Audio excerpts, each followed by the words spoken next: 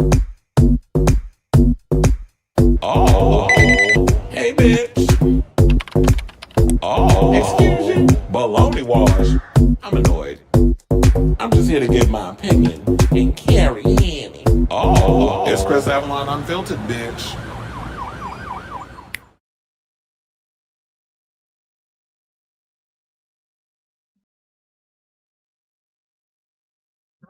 Everybody. What's going on, y'all? It's your boy Chris Avalon, and welcome to a brand new episode of Chris Avalon Unfiltered, a show we basically talk about all things going on in what is it? Celebrity news, pop culture, hot topics. Y'all know all the good stuff.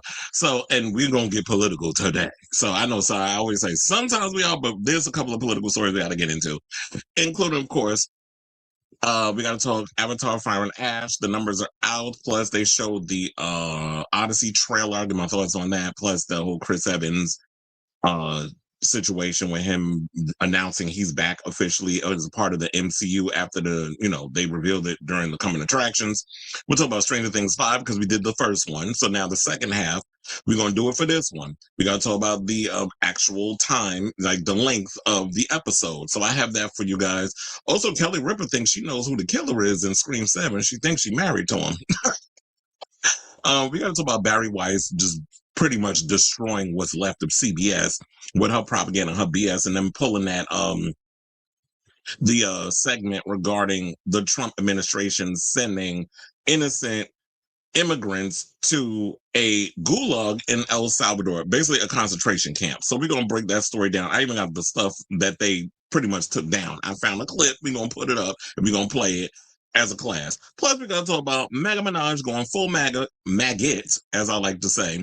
She out there cutting herself to Erika Kirk, and a video, funny enough, resurfaced of Erika's husband, basically throwing shade at Nicki. And I'm sure she running around with egg on her face after putting on that little performance, that Razzie Award winning before. And you would think somebody who went to the high school of performing arts, she would be able to act better than what she did yesterday. But we're going to get into that clip. I mean, the stuff. I don't know if I want to play clips because her voice was like Ben Shapiro nails on a goddamn grating chalkboard. So I don't know if I want to play that, but we'll talk about it. I may decide to change my mind. Plus, we got to talk about Dave Chappelle going in on Israel and Bill Maher in his recent Netflix special. Beyonce is breaking her silence on the Cowboy Carter chaos after it became her highest grossing tour. Timothee Chalamet and whatever this this performance art piece he's doing right now with Marty Supreme. We got to talk about that. Plus, Corey Feldman is walking back claims that Corey Haim M-worded him after we talked about that story the other day. So now he got to change the tune. So we're gonna get into that. Plus, it looks like the Beckhams are still fighting. We got the reason why Brooklyn blocked his whole family on social media, including his mother. Then we got to talk about Pedro Pascal apparently being a heated Rivalry fan, and Christian Vincent, best known as Ricky from Noah's Ark, did an interview with Gay Magazine, and he started talking about his character and how a lot of the fandom, because he plays a slut on the show, or played a slut on the show, that he has been sexualized by the fan base. And that infamous scene of him kissing Wade before Noah and Wade walk down the aisle in the Jump in the Broom movie. So we got to talk about that and a whole lot more. So before we get to those topics, if you could please do me a solid, hit that like button. If you're new to the channel, hit that subscribe button. Also be sure to smash the notification bell so that way you know when we go live with a brand new episode of Chris Avalon Unfiltered. Funny enough, I didn't even make sure that my audio and everything was good, but based on y'all saying hola everybody, hold on. I was like, wait a minute now. I had to make sure the mic was on the mic. So we here, we good. Oh, so I guess y'all did hear me, but I had to put on the right mic. All right, y'all. So I see Cleveland's in the building, watching via the silly, and it's a love your girl. I love your poppy. I love your poppy. Shout out to Jennifer Lopez who about to do her little Vegas residency. All right, y'all. So now let me hit my banner. And without further ado, I don't waste nobody's time. Let's get right into these topics because the holidays is this week, and I was like, I still got to give y'all a show while everybody else want to take a damn vacation. But nevertheless, we here, and I love what I do, so that's why I'm gonna just say what I'm gonna say. Oh wait, hold on, because I forgot. I need to put on the thing so I can see y'all. Oh, so y'all did hear me when I said on the mic because I was like, wait a minute, and it didn't look like the mic was on the mic, the right one. But y'all heard me regardless of what feed it was on. But anyway, let's get into the show. I hit the banner. Let's get in our first topic. So I guess, a lot of people have been out here talking about the year. They don't think Avatar Fire and Ash is going to do as well as the previous two movies, which did over $1 billion. But apparently it ignited with 88 million in its domestic box office debut. It's a decent start, albeit a significant decline from the opening weekend of 2022 sequel, The Way of Water, which came in with 134 million. However, large question looms about the financial fate of the big budgeted blockbuster. How will James Cameron's third trip to Pandora hold over the holiday season? Well, funnily enough, the thing about Avatar movies, they've never really done well opening weekend. They've always done like small numbers. But at this point, we're in the third movie. Y'all should be able to come out the gate, guns blazing, big numbers immediately. But I guess because there's been other films that people have been running to go see, I just don't feel like, honestly, the way I've been reading the tea leaves are based on me going to the theater and just feeling the energy in the room. People to me haven't really been all that excited for Avatar outside of the film pundit bubble, or those people who are hardcore fans. But I don't know anybody who really was like, oh my God, I have to go see Avatar. I never kind of felt that energy from anybody. And to me, to be honest, I feel like people are kind of over it. Like the technology isn't new and innovative anymore. I don't know if people care about the story of like wanting to spend time in Pandora as they once did. And these movies take forever to come out. So um sequels really aren't engaging as they once were. So, according to EW, they said, "Be thrilled, be grateful, be anything you like, but don't be surprised that Avatar: Fire and Ash just broke the bank at the weekend's box office. The third in James Cameron's planned five-part saga got a great start domestically."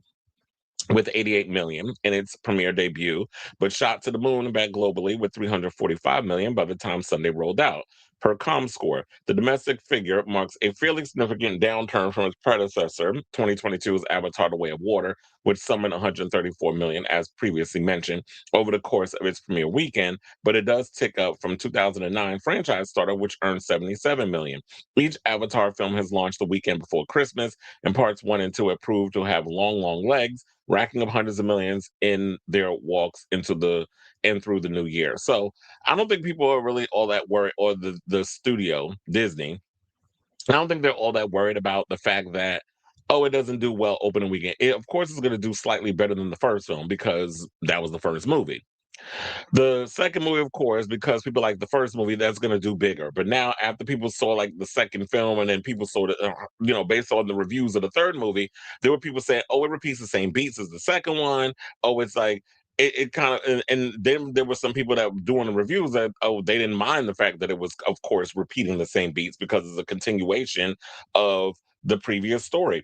So I guess maybe that's what they wanted to pretty much stick with, and that makes it was that. But like I said, I wasn't really all that excited for Avatar. I saw Avatar movies, I thought they were okay. It was never like something amazing. Now the one thing I am looking forward to seeing is the Odyssey, because after seeing that trailer that they released finally on YouTube, it actually looks good. But I don't know if that's the same thing that people saw in the theater, the 6 minute prologue or whatever the hell they're calling it. A friend of mine did see it, said that it looks really good. He also told me that with the whole Chris Evans trailer thing, that it's basically, oh, they're just announcing he's back. I'm like, and y'all wanted to pay me to pay $25 for IMAX ticket to see that?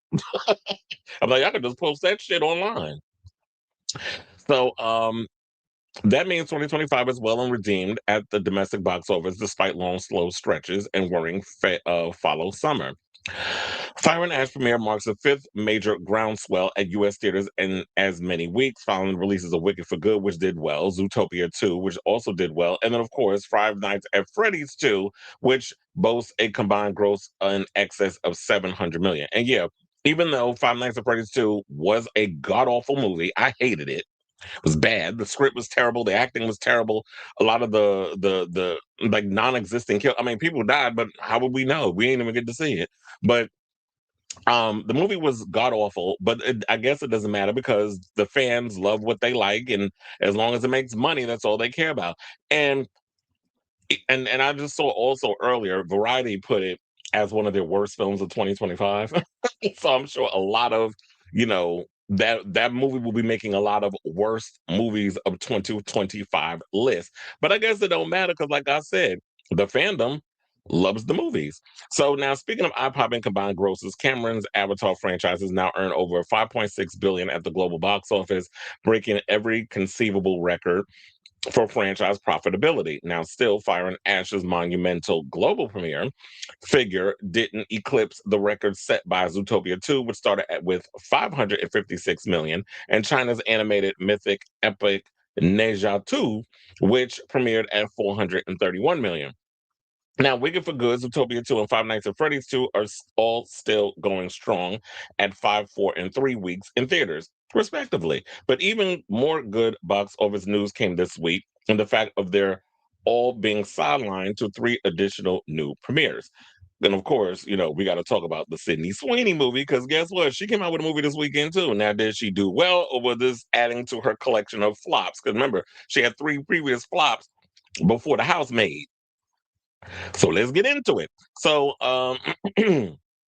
the Christian produced House Angel Studios, a newly minted major player in town, released the PG rated animated musical David to Silver Medal success on the domestic charts with a 22 million premiere take. The family friendly take on the iconic tale of David and Goliath also registered internationally at number 3, despite only opening into additional territories, Canada and Australia. At number 3, Lionsgate scored a surprising win with the erotic thriller The Housemaid, starring Sydney Sweeney and Amanda Seyfried. Their adaptation of the bestseller by Frida McFadden opened at 19 million across just over 3,000 theaters for a strong per theater average of 6,032. Finally, at number 4 was the SpongeBob movie, Search for SquarePants.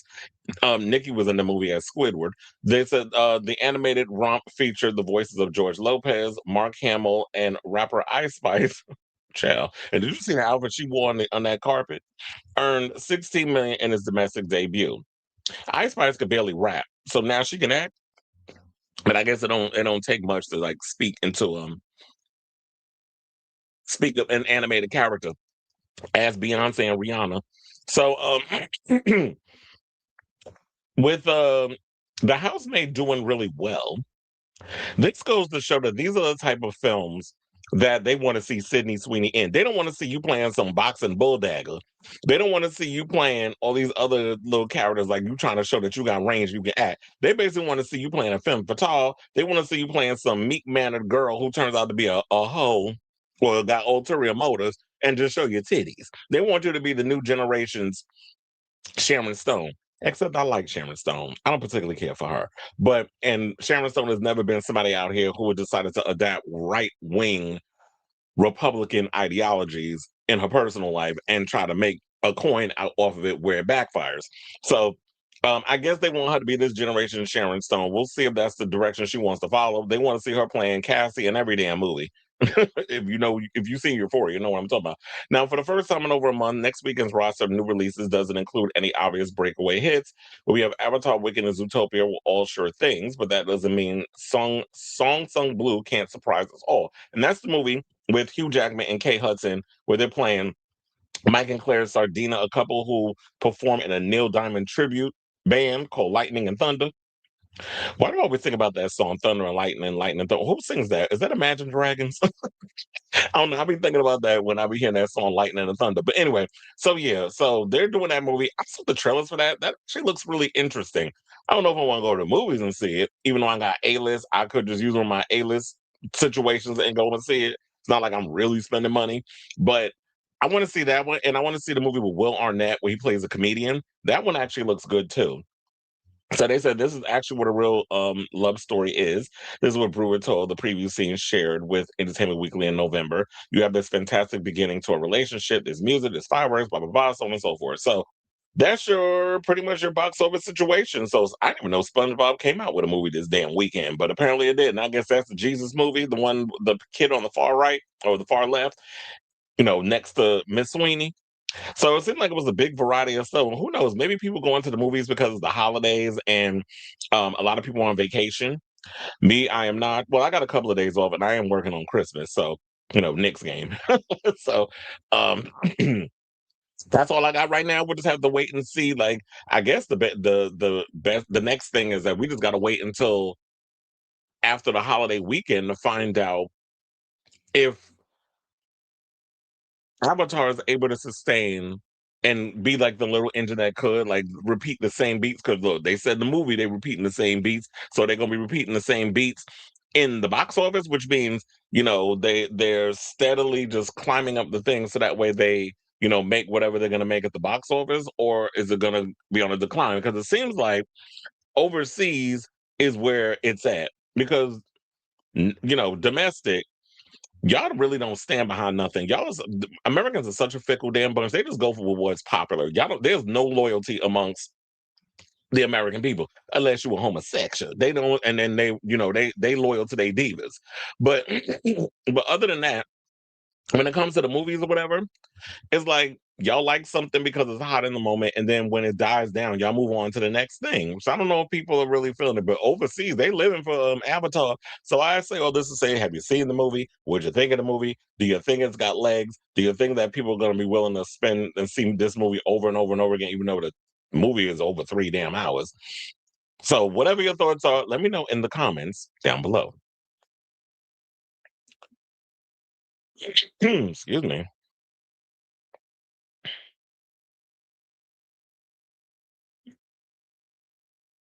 Harry Potter movies. Well, right now they got a Harry Potter TV series that they're working on that we're not going to see until I believe 2027.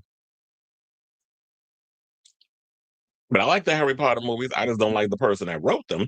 But with some of her political stuff that she's said. But as far as like the movies were the movies. I was never really big on Harry Potter. That was my younger brother. He was big on Harry Potter. My father would listen to when he was working. Now he's retired. He would listen to the audio books driving to work and back. My sister got into it because I guess it was I was never really big on Harry Potter, but I did see every movie when it came out, if that makes sense. Hold on, let me close this. I just came back from watching Green. Hey guys, I actually saw that video and I put it in the like my history to watch it. I was gonna watch it before I did the show, but I was doing so much stuff and putting the show together that I definitely need to check that one out. I wanted to watch it, but I didn't get around to it. So you came out and MAGA Minaj, and it was so good. I have many things to say about. Well, I can't wait to hear y'all thoughts. Be sure to chime in the comments. Are you talking about Green Gay? Yeah, Green Gay is hilarious. The one I don't particularly care. Maybe I shouldn't say. There's one queen that I don't particularly care for. She a British queen, and all she do is just repeat every little thing. I'm like, where is you in this story? You're just like, oh, I'm just going to talk about the drama and everything, and you just rehash everything. But I'm like, so are you going to give me a full situation? Are you? No. What's his name?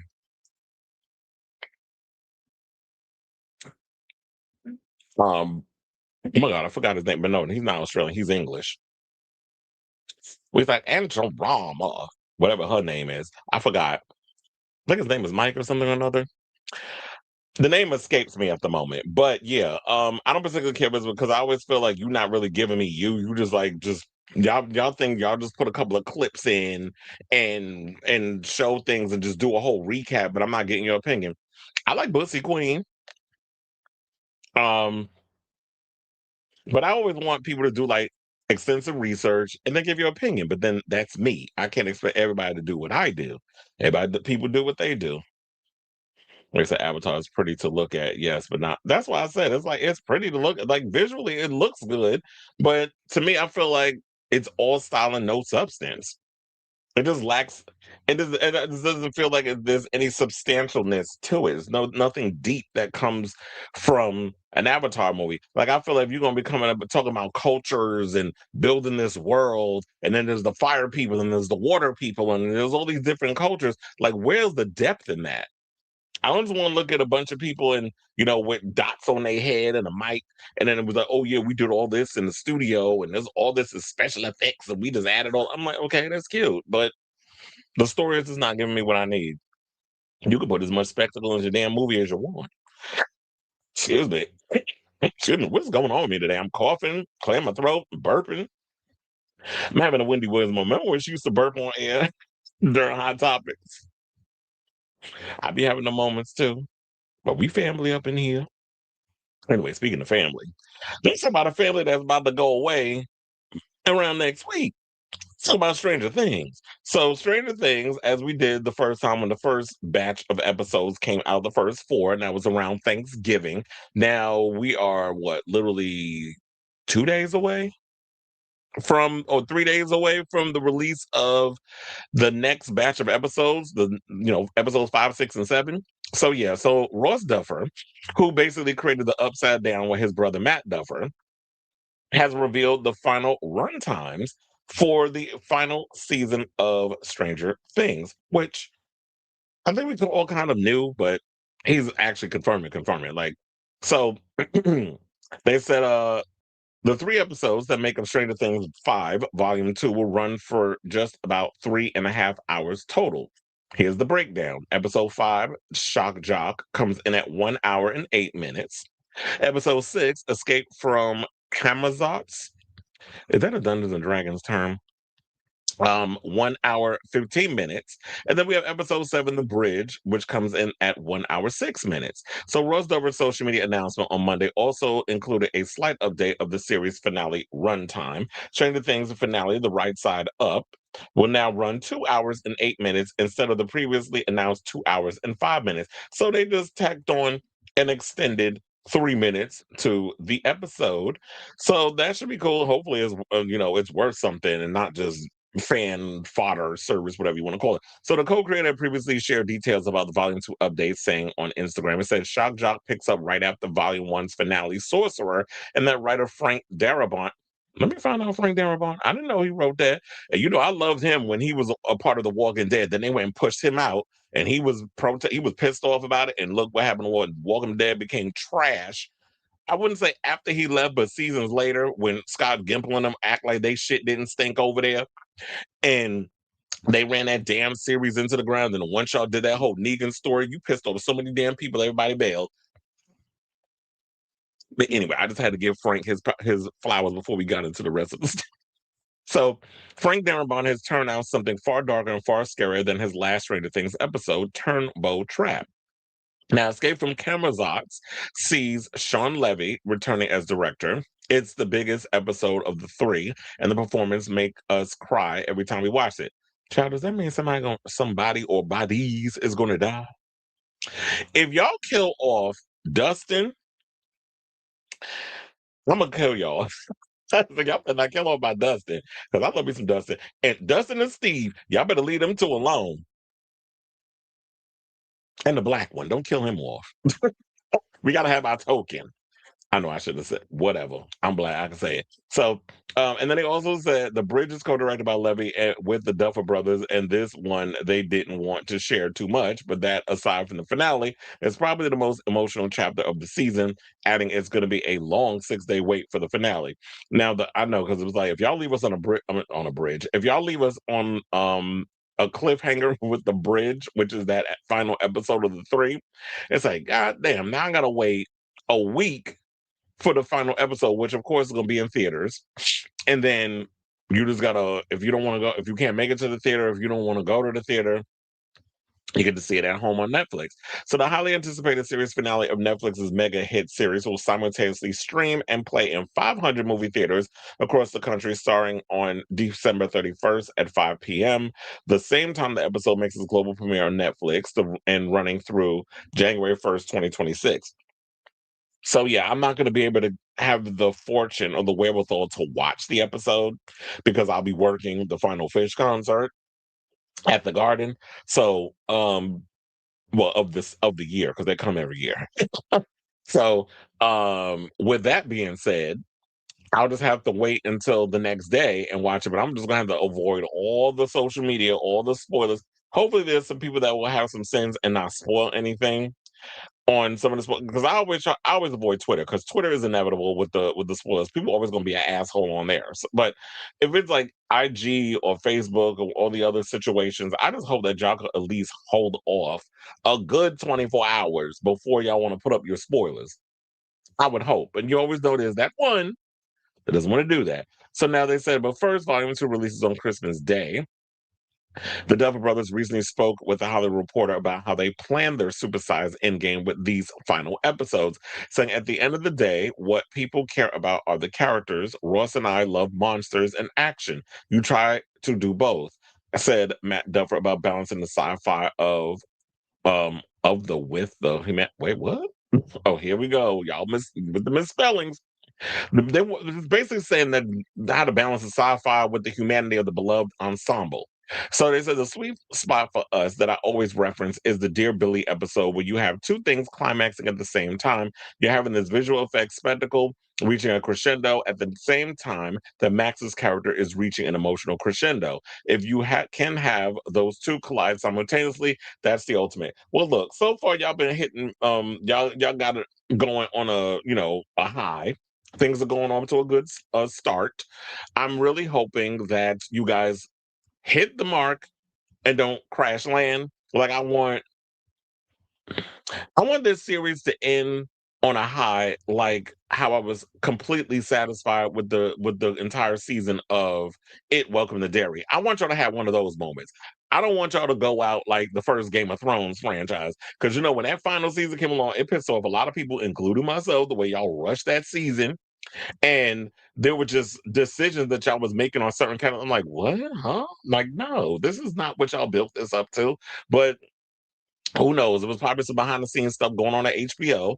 I'm just hoping that the Duffer Brothers are able to land the plane and don't crash it, because you had Sean, that fool over there that would used to be a part of the real world, running the Department of Transportation, because he caused the crashation. So I say all this to say, what do you guys think of this story? Are you excited to hear about the length time of these episodes? We're going to be getting a lot of bite-sized, mega-sized episodes. The last three, which I think is good, it's like 3.5 hours. We get to invest in more of the cast. Then we got that big finale coming around on New Year's. So I'm pretty excited. I hope you are as well. But if you are or you're not, let me know your overall thoughts on this in the comments down below.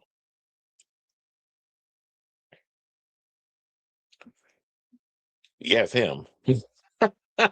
I'm glad somebody got. I was like, I forgot his name. I think it's when I said the Andromeda thing. Yeah, I completely forgot we're still getting new episodes. On Christmas, Kardashian-ized is a mind creature and also a character. That's what I said. Is that a Dungeons and Dragons term? I'm sure you know what a. Well, yeah, Howard Stern being one. I would think some people would consider. Is he? Well, he don't sound it. He sound British to me. And I could tell the Australian accent. Like I remember I had somebody that came to my job the other day, and there was a lady that was talking, and she had a thick ass. I said, "You from Scotland?" She said, "Indeed, sir." I was like, "Okay, well, your ceases down there. You got to start from scratch." I'm like, "For why?" The Magical Mermaids in the building. He said, I remember he said something about. Well, he probably well that accent don't sound like nothing out of Australia or New Zealand. That accent literally sound like you from the UK. I can usually tell a New Zealand accent or an Australian like if you listen to somebody like oh my god, what's his name? The actor that was Judge Dredd, he's also on why am I forgetting names today? Now he from New Zealand. Because I remember when he started out, like I remember his career back when he was on Xena Warrior Princess. He played Dredd, not Sylvester Stallone, because you could barely understand what the hell he's saying, and he American. Um, and even his accent has gotten worse. I was gonna say worser, worse as he's gotten older. It's probably because all that damn filler in his face. Um, yeah, I totally forgot his name, and he's in that the boys. It'll come to me like it always does because I'm having a brain fart today. It's probably this damn Chinese restaurant iced tea. Anyway, all right, let's move from sci-fi and action to some horror news. And let's talk about Kelly Ripa. So apparently, Kelly Ripa, is doing that show with her husband, Mark Consuelos. And so Kelly believes because she can't seem to get out of her husband, who the killer is, or what the plot is of the upcoming Scream movie. Well, apparently, she believes that she's married to the killer. She thinks she married a Ghostface. So, oh wait, hold on, because I had this previous article open. Now let's get to this topic. So now Mark has apparently put on a solid poker face with his wife Kelly Ripa when it comes to the true identity of Ghostface amid his secretive role in the upcoming Scream 7. The Live with Kelly and Mark co-host role opposite returning stars Nev Campbell and Courtney Cox in the horror sequel is still tightly under wraps, including the Consuelos Ripa household, the Consuelos Ripa household, with Ripa exclusively telling Entertainment Weekly that her 54-year-old husband, why y'all gotta always put people age up and stuff, but whatever, he still look good. 54-year-old husband won't spill anything about the movie despite her repeated attempts. He's the killer, she jokingly speculates during her chat with EW on the New York City set of their daytime talk show. Now, Consuelos admits he's unable to tease much about the film, but says it holds a special place in the heart of his eldest son, Michael, who is a huge fan of the Scream franchise. He said, our son, who's 28 now, this is quite possibly the most impressive job I've ever booked for him. This is what Consuelo said. He said, this is the coolest thing I've ever done. I do have a script that I'm going to bind and leather for him after it comes out, because obviously he'll know if I do that beforehand, and I can't spoil it now. Yeah, I don't know if y'all realize it, but there's some of us out here who don't want to be aware of any spoilers of this movie. Some of us actually want to go in surprised. But I see that there's people on YouTube that want to do their little think pieces every other episode where they want to sit and talk about scream this and scream that and all these plot points and then all these little leaks and all this other stuff. We don't know what the hell this thing is going to be until we actually see it in theaters. I mean, yeah, people could be speculating and things going to come out because of leaked scripts, and I'm sure there's like a dozen of them with different endings and different plot points and twists and stuff, as they always do. And plus, um, I believe that well, I think maybe things are leaking out because apparently there's been test screenings for the film. And where people got big mouths, so things are going to come out regarding that. But as far as the actors go, it's like, I'm not saying a word. So she said he told me nothing, adding that she still tries to get information out of him, saying, I know nothing. He's very, very secretive, but I always joke that he could be the killer. Now, while Consuelos has steadily acted since permanently joining Live in 2023, including roles on TV shows The Girls on the Bus, Go Round and Round. I don't know why. A little bit, and 911. He was on that. Also, he was on Riverdale. Ripa admits there are several reasons why she shied away from returning to performing in a significant capacity. Her last major starring role in a scripted project was the head of the 2003 ABC sitcom Hope and Faith. I totally forgot she did that show. Um, I don't even know. Did anybody really watch that? Wasn't was RFK Jr.'s wife a part of that show too? I'm trying to remember because I can't remember that. I think she was. I may have to check. And so I try not to act so much anymore. It's not that I don't appreciate it. It's not that I don't love it, but I really am devoted to the show and my podcast. I feel like my plate is full. Also, we have 3 adult kids, and I like to be present in their endeavors. And our daughter is now starting to perform in the music scene in London. So I like to be able to be present if she needs or wants me there. When you're an actor, your schedule is not your own. And this is why I always say, like, that's what I love about being a personality and doing like the type of stuff, like she said, doing a show and doing a podcast. Podcast, you can come and go as you please. You're your own boss. Of course, you probably have producers or whatever the case is because of her, someone of her caliber. She's got people that's helping her out with all of that. Me, I'm a one-man band. I'm producing the show. I'm coming up with the topics. I'm doing everything by myself. And not that I'm complaining, it's a lot of work. But hopefully, when I get to a place of like a Kelly Ripa or maybe a Charlemagne who just acquired $200 million, a $200 million deal with iHeartMedia, but I ain't tap dancing for that kind of coin. Sorry. But if I was to ever come into that type of money, trust and believe I will have a band of people that's going to be helping me produce the show and all the other stuff. And I just got to show up and not just get on the mic, but also, I will be very hands on. But still, if it comes down to it and I got my kids got somewhere to be or whatever the case is, or they need me somewhere, trust and believe I'm going to have to just drop everything and go over there and do that. And the good thing about a podcast, you can pick all this stuff up, the laptop, the mic, all of the equipment, and you can pretty much set that up in maybe if you got a hotel room, wherever you can, and your ring lights, you can hook all that up on your lonesome anywhere. That's the great thing about the internet. See, everybody tries to act like social media, internet, it's all bad. There's good things you can find within the confines of that if you use it the right way. There's just y'all only want to focus on the people that abuse the power of the situation rather than doing what needs to be done. So I'm glad that Mark is keeping it a secret. Keep it up. You got like a month left. We gotta keep your mouth closed. It's kind of like when we was about Stranger Things. Noah Schnapp was talking about like, yeah, he had to keep that secret that he developed like these vector type powers for 2 years. Couldn't imagine how that feels. Like, damn, I gotta sit on this secret. Sitting on a secret. Shout out to Alyssa Edwards. I'm sitting on a secret for 2 years, and now it's out.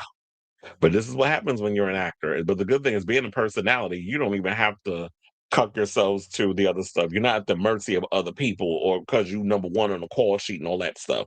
So I'll say all this to say, what do you guys think of this story? I'm excited for the upcoming Scream movie. I don't even know how big of a role he has in this film because we didn't see him in the teaser. We didn't see him in we haven't seen him in the trailer. I'm sure they're going to reveal another trailer the closer we get to the film. But yeah, we didn't see Mark Consuelos. I believe he's playing a reporter. That kind of is going head to head with Gale. But yeah, we don't know how significant his role is or if he dies. Probably does. But we won't know until we see the movie. So let me know what you guys think of this story in the comments down below.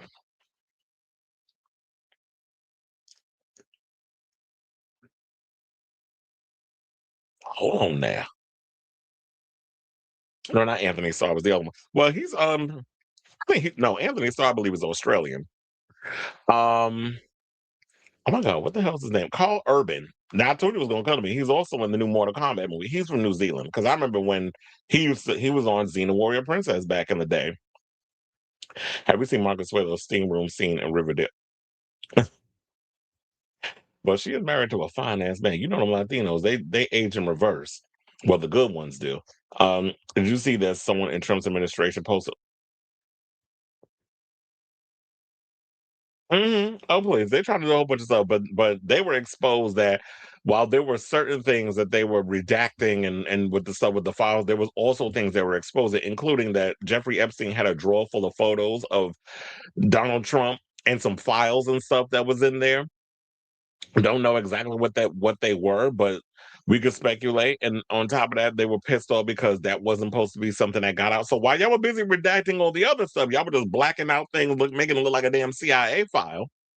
Y'all forgot to redact some of the other stuff. So now you've opened up more questions, and now the administration is looking crazy, and they started removing things. So it's like, yeah, it's just this downward rabbit hole of just more and more guilt. How old is Noah? I want to make a joke. You don't want to sit on that child. Not that Zionist. But Noah Schnapp, I believe, is like 20, 21. Let me look. No, not how old is Trump. We know that motherfucker got 1 foot well, 1.5 foot in the grave. He got about 8 toes in the grave. Um I said 20. He's 21. 21. October 3rd, 2004. Not y'all using his picture when he was Will Byers in the first season. You said another sidebar. The producers of Stranger Things keep trying to push Upside Down. Mm-hmm. Yeah. I do love Upside Down though. Upside down, you turn me. I do love that song. It's not working for the whole Stranger Things promo thing. This is why gays aren't in horror movies because of Marcus Willis was Ghostface. Well, I did see. Speaking of which, I did see a gay horror movie, Queen of the Dead, Queens of the Dead. That movie was funny. No, he's 21. I just checked. I literally just googled it. He was born in 2000. Did I say what did I say? 2000, 2005. Yeah. So what was I saying? Oh yeah. So um, yeah. I saw Queens of the Dead with that was directed by George Romero's daughter, and who was it? There was a lot of people up in it. It was actually funny. If you have Shutter, definitely check it out. A lot of gay jokes up in the film, and the way they was acting. So I'm like, are y'all seriously trying to keep like? And remember, like in the old zombie movies or horror movies, how they would nail the wood and stuff on the windows and stuff to keep the zombies out or whatever. In this one, they used duct tape, which was hilarious. I was like, what's going on? Nina West is in it. Dominique Tyra Law, as I knew her as Tyra Law. Dominique Jackson's in it. Cheyenne Jackson's in it. It's a bunch of homosexuals is in it. It's a good movie though. Yeah, he's 21. It came out on Friday, by the way. You said, okay, then I'm sure Noah Schnapp is good. Chill. I'm sure he is. All right, y'all. So now, after we get all the good news out of the way for a little bit, now we got to get a little heavy. So about this trick. So Bari Weiss apparently is being dragged on social media because, yeah, she's cucking to the Trump administration. This DEI hire, as in didn't earn it. Not diverse, equity, and inclusion, but she didn't earn this job.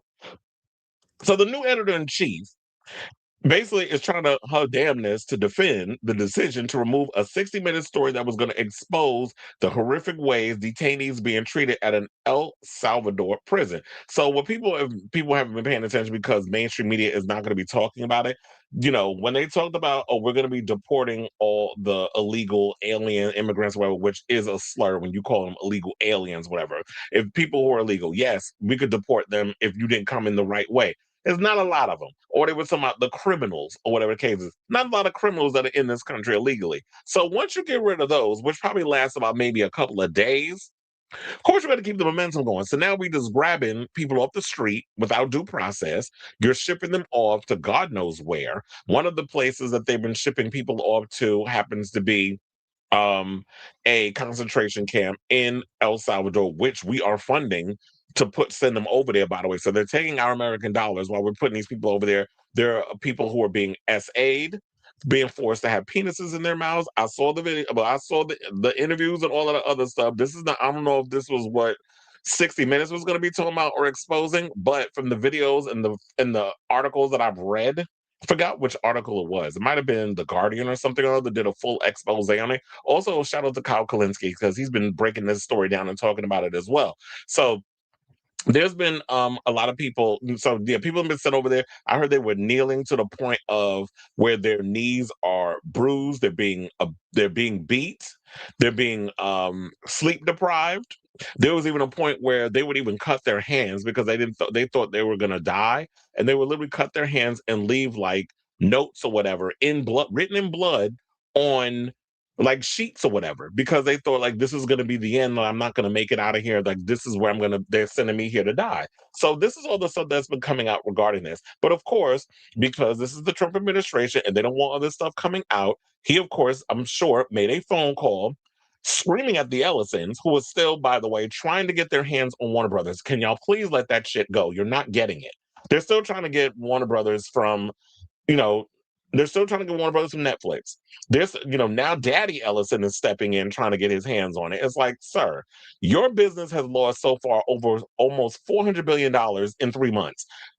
Your money shit is not even doing all that well. I mean, yeah, he's still got a lot of billions in the bank, but you've been losing money through, via Oracle and stuff. And now you went and spend money in this. Maybe spend time on Paramount and what you're doing over there instead of trying to buy up other stuff. But clearly, as I said before, I'm correct. It's always lonely being right. But, and I don't mind it being up here by myself when I know what the fuck I'm talking about. They bought Paramount so that way they can get control of liberal media.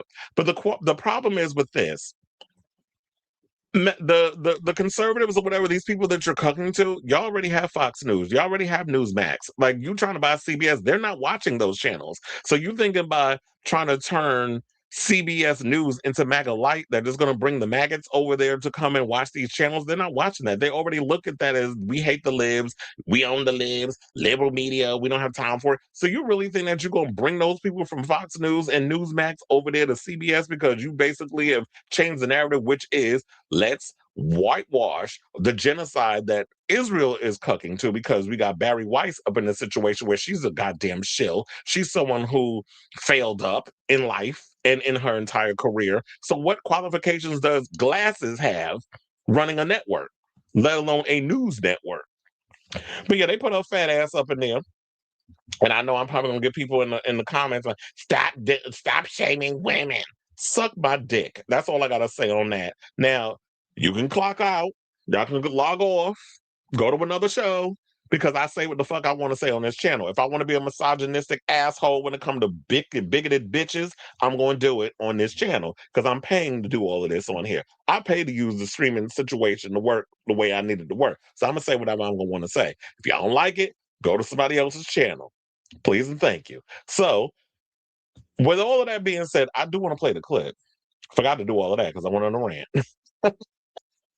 So I got the clip from the CBS situation that she had pulled,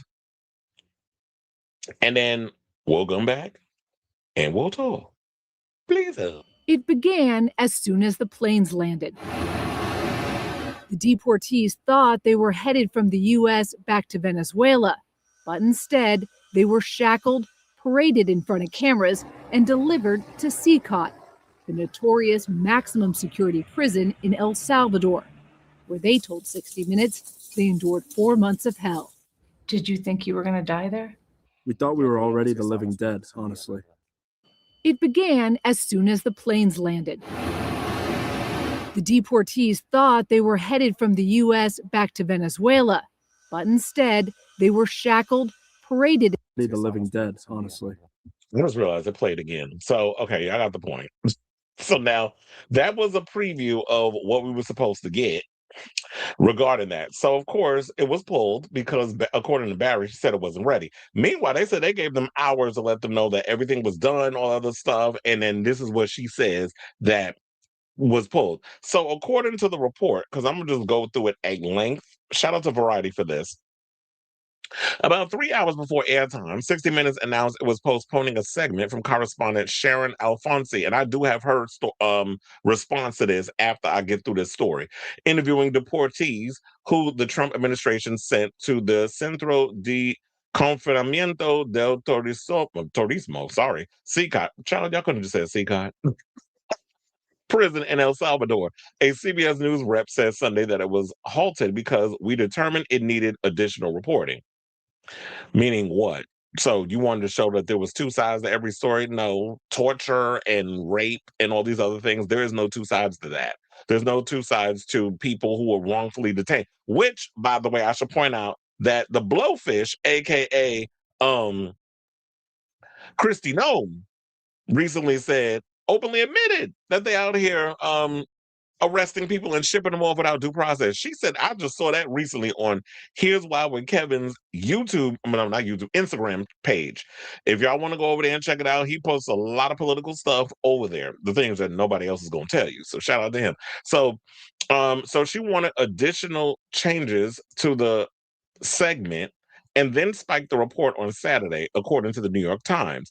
Among Weiss's suggestions were that the piece should include an interview with White House Deputy Chief of Staff, oh, you mean the racist, Stephen Miller, or another top Trump administration. No, why do we have to speak to a bunch of white nationalists and people who hate immigrants? Because Stephen Miller is a Nazi who hates immigrants. So we need to get his report. And first of all, he's not a camera guy. Like, you put him on, he's always got one tone, and that's always loud and just wrong and yelling.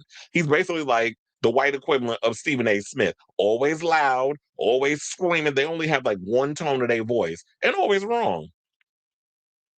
So, according to the Times, she gave Miller's contact info to the 60 Minutes team.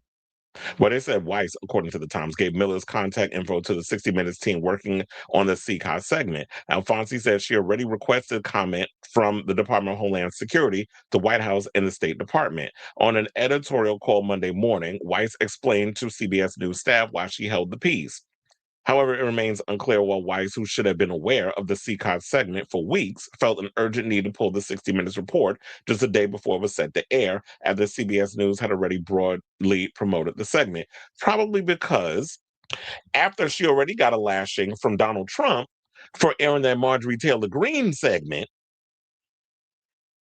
but they were pissed off over that. And wasn't that last week when they did that? So after that, now you doing this piece? That's going to piss them off even more. And now Trump is like, what the fuck? First of all, I jumped through all these hoops or whatever, the Ellisons, to give y'all access and to be able to buy and go through all the red tape or whatever, so that when you could acquire Paramount and this is how you repay me. There's a lot of quid pro quo bullshit that goes on amongst these people apparently, and it's easy. Like, this is the first person I realized that has been so corrupt that he could easily be bought by anybody who just throws a couple of millions of dollars at him. I mean, he's made it apparent he's not even trying to hide it anymore. They're not even trying to, they're saying the quiet part out loud. So, of course, by putting this shill up in there who's basically just going to propagandize everything that goes on with Israel and what they're doing with Palestine, I already saw that they were talking about something regarding, they already got like, what was it, Jared Kushner already got like blueprints for how they're going to be building resorts and and all kinds of other stuff in Gaza. Because after you done flatline the place and kill majority of the people, what, of course, now we could sit and put casinos and all kinds of other crap up in there. We could just Americanize it, because that'd be a great resortful place to live while you're sitting there smelling all the smog of dead bodies in the air. So how is it that she didn't know? Either, yeah, you don't know what you're doing, you're not good at your job, which she's not.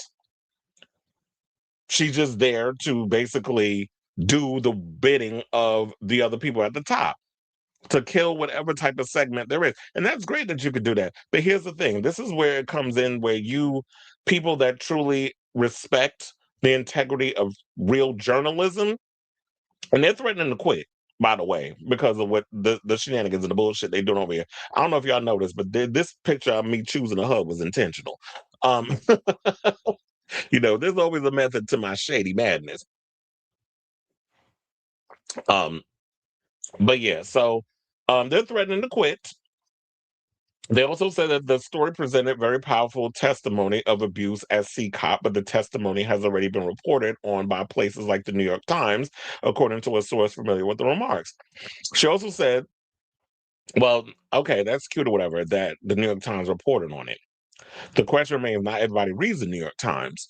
Sometimes people do get their information from 60 Minutes. 60 Minutes has always been the place you go for top-notch journalism. I remember when I was a kid growing up, my grandmother stayed watching 60 Minutes. So whenever I was over at the house growing up, I'd watch 60 Minutes and stuff, because that's what was on. You would learn about what's going on in the world. That was like when real journalism was real journalism. But journalism is dead, apparently, on legacy media. So she said, the only newsroom I'm interested in running is one in which we are able to have contentious disagreements about the thorniest editorial matters with respect, and crucially, where we assume the best intent for our colleagues. Anything else is absolutely unacceptable. She also said to me, our views come first, not a listing schedule of anything else, and that is by okay, girl, like, have a seat. It's like, what the fuck is this dumb bitch talking about? But anyway, regarding of that, now we have the reporter that I was telling you about that decided to clap back at Bari Weiss and her BS. So the correspondent, Sharon Alfonsi, slammed CBS News editor-in-chief Bari Weiss's decision to abruptly pull her report, slated to air yesterday, which of course on migrants deported to El Salvador's infamous CCOP mega prison. Alfonsi trashed the decision as a political one, which amounted to corporate censorship and a scathing internal memo to staff. So, she said that, yeah, she spiked the story in a decision she deemed political and not an editorial call. Of course it was. Nothing that these people do has anything to do with like the real integrity or editorial anything. This is about politics. It always has a resort in politics. Politics is now, and then people say, why you gotta bring politics and everything? Because this administration has turned politics into making it a part of pop culture. So the lines are blurred. So this time of where y'all trying to talk about separate this and that, you can't do that. Not with this administration. So they said in the email, which was also posted in full on Twitter. Hold on, let me pull that up for y'all, so that way y'all could see it. This is what she said. Wait, hold on. No, it's a long read, so I'm gonna just leave it as it is. So what she said in the post, she said, news team, thank you for the new notes and text. I apologize for not reaching out earlier. I learned on Saturday that Bari Weiss spiked our story inside CCOP, which was supposed to air tonight. We, Ori and I, asked for a call to discuss her decision. She did not afford us that courtesy/opportunity. Our story was screened 5 times and cleared by both CBS attorneys and standards and practices, which I'm sure if she knew her fucking job, she would know that whenever you do a big piece where you know who's going to run in and try to talk about, oh, they're writing this thing, I'm going to sue CBS. I'm going to sue CBS for $60 billion. I'm going to sue CBS. You know how the bullshit, demented stuff that he always says. He always wants to sue people whenever they say something he doesn't like. So with all that being said, it's like, yeah, we cleared it through the attorneys. You always have to have a legal team when you want. I mean, don't you think when you watch The View, there was some, well, we have to clear things with the legal team and you don't want to say the wrong thing. So yeah, when it comes to network television, you have to go through the standards and practices in the channel so that way you don't say the wrong thing. If you knew your job, ma'am, you would be able to know this. But clearly, she's there as, like I said, a DEI hire, or she's just a face. But it's like with anybody in this administration, you're there to be the face, but you don't necessarily have the qualifications or the wherewithal or the experience to handle the job that you've been given. And it's starting to show. And like I said before, she's going to run this into the toilet. It's like between the Marjorie Taylor Greene segment, that little one-on-one interview she had with Erika, Kirk, and trust me, we're going to go on that grifting bitch after this story. And now this story, like CBS is failing up like her career has always failed up. So now she's bringing to CBS what she had with her career. Like nothing really worth standing. Like she's going to destroy the legacy of what CBS has spent decades building. But I just don't understand this because this is not a long-term gain type situation. This is like all short-sighted. So anyway, let me get back into the thing. She said, we requested responses to questions and or interviews with DHS, the White House, and the State Department. Government silence is a statement, not a veto. Their refusal to be interviewed is a tactical maneuver designed to kill the story. If the administration's refusal to participate becomes a valid reason to spike a story, we have effectively handed them a kill switch for any reporting they find inconvenient. If the standard for airing a story becomes the government must agree to be interviewed, then the government effectively gains control over the 60 Minutes broadcast. We go from an investigative powerhouse to a stenographer for the state. Absolutely. Because it's like, we can't be going, oh, well, the government has to agree to be interviewed in order for the story to get out. Knowing full and well they're not going to go and give a story. Because how many times have we watched stories where, oh, we reached out to so-and-so, but we didn't hear back from them or they declined to comment. The story still runs. Because as long as you cleared it through standards and practices and the legal department, you can run your story and you already put it out there. We reached out to so-and-so, they didn't get back to us. They left us on read or whatever the case is. So now you want to be like, well, the only way this story runs is that it has to be cleared by the government. What is this, fucking North Korea? Fucking Russia? I'm like, no, this is not how we run things in this country. So they said, these men risk their lives to speak with us. We have a moral and professional obligation to the sources who entrusted us with their stories. Abandoning them now is a betrayal of the most basic tenet of journalism, giving voice to the voiceless. And we already know with the Epstein file, they trying to silence all them voices over there too. So CBS spiked the Jeffrey Wiggins interview due to legal concerns, nearly destroying the credibility of this broadcast. It took years to recover from that low point. By pulling this story to shield an administration, we are repeating that history, but for political optics rather than legal ones. We have been promoting this story on social media for days. Our viewers are expecting it. When it fails to air without a credible explanation, the public will correctly identify this as corporate censorship. We are trading 50 years of gold standard reputation for a single week of political quiet. I care too much about this broadcast to watch it be dismantled without a fight. And that Sharon wrote it. And you know what, sis? I am with you on all of this. One person said, remember when Bari Weiss and tagged her ass in it was all about the Twitter files and the supposed unfashionable censorship of conservative voices by pre-Elon Twitter? Maybe that was complete horseshit performative grifting after all, huh? Well, it's always a performative grift when it comes to these people. They get mad and they want to play victim whenever they're ostracized or cut out of the thing, or when you call them out or hold them accountable, because that's really what that is. It has nothing to do with, oh, they're trying to censor us. No, we're holding you accountable for the bullshit that you out here spewing. So these people did risk their lives, and their story should be told, and shouldn't be coming in that like, okay, well, we don't agree, or the people that I'm with, or I don't agree with the things that you're saying, so I'm going to silence you. This is where we are now. Like, we're literally in a fascist regime, and I think people need to really wake up on this. I tell you, this lady is going to destroy the CBS, what's left of it. I say people need to boycott the channel.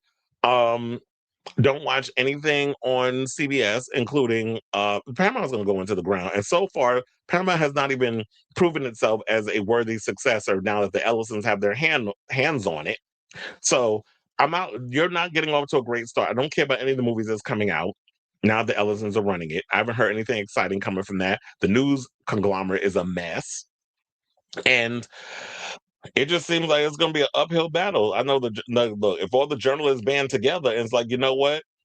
If this is what this company is going to become, then we're all just going to protest and we're going to quit and we're all going to go rogue and do a Substack or go independent and join YouTube or whatever the case is. Then do that. I just hope that, unfortunately, these people's voices won't get to be heard. At least we're aware of it, and the people out here can protest, because I read the comments, the 60 Minutes comments over on Facebook, and people were pissed off. I read a lot of the comments. People were pissed that they weren't going to be able to see the episode, and they went in on Bari. So, Miss Mama, that wasn't a Weiss, Weiss decision on you, because you tried to do Bari this segment, and now it's backfired. So it's not looking good for you, sis. And it's only a matter of time before they end up firing your behind, and I guess they'll replace you with another shill. But you're not good at the job. And then what CBS and going to have to realize is that at some point y'all got to stop sucking on Trump's sagging tit and really think about the integrity of the country and stop cucking to some man that y'all afraid is going to go and have one of his little usual Alzheimer's rants because, oh, he hurt my feelings. Fuck your feelings. Feelings are not facts. So I say all this to say, what do you guys think of this story? I definitely want to hear from y'all. I see a lot of comments that I got to get to. But let me know your overall thoughts in the comments down below.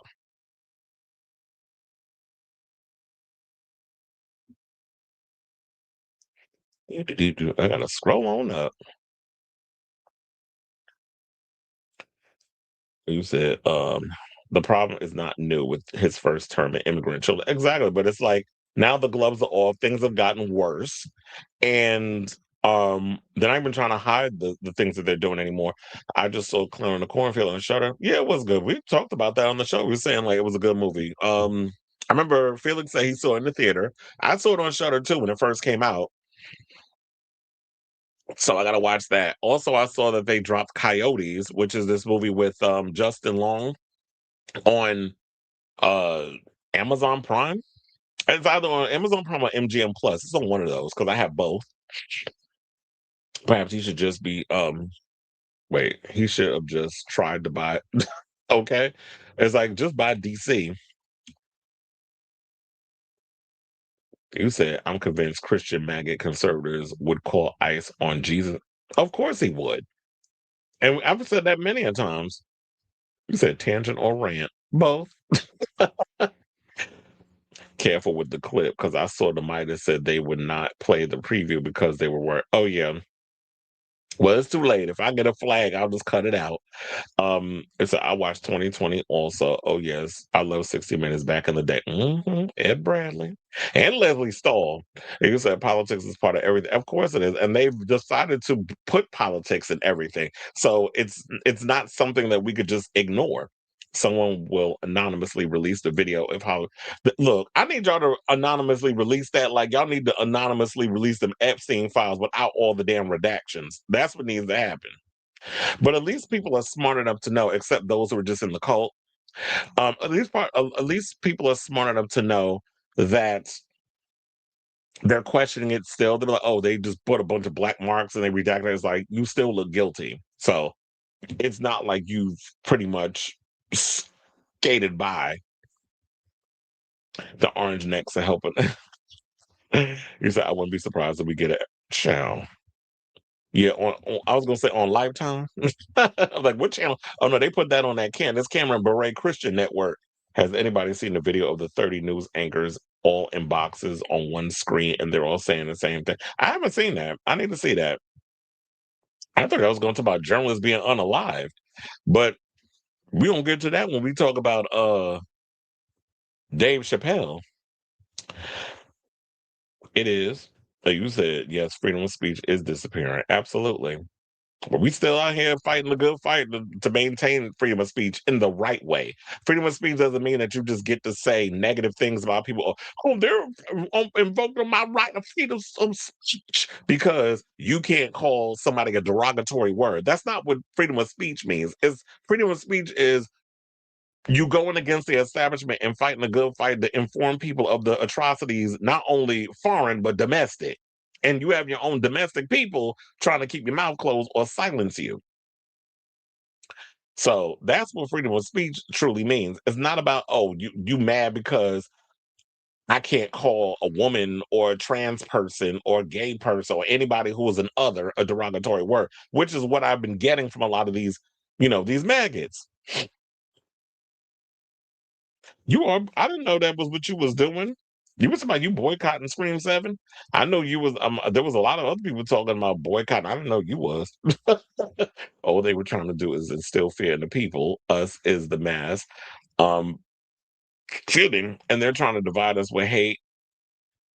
Agreed. They are trying to divide us with the hate, and I see through it. How does Rachel Maddow make $25 million a year for one day? That's crazy. She's overpaid. Not damn $25 billion.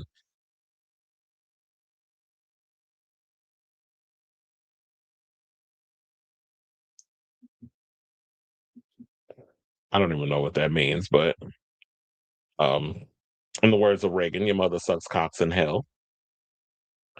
Is Justin Long trying to be the hurricane? I guess so. He said this is becoming close to the final nail in the coffin to make me not resubscribe to Paramount Plus. Despite, yeah, I'm at that point too because I do have Paramount Plus and Drag Races on there, but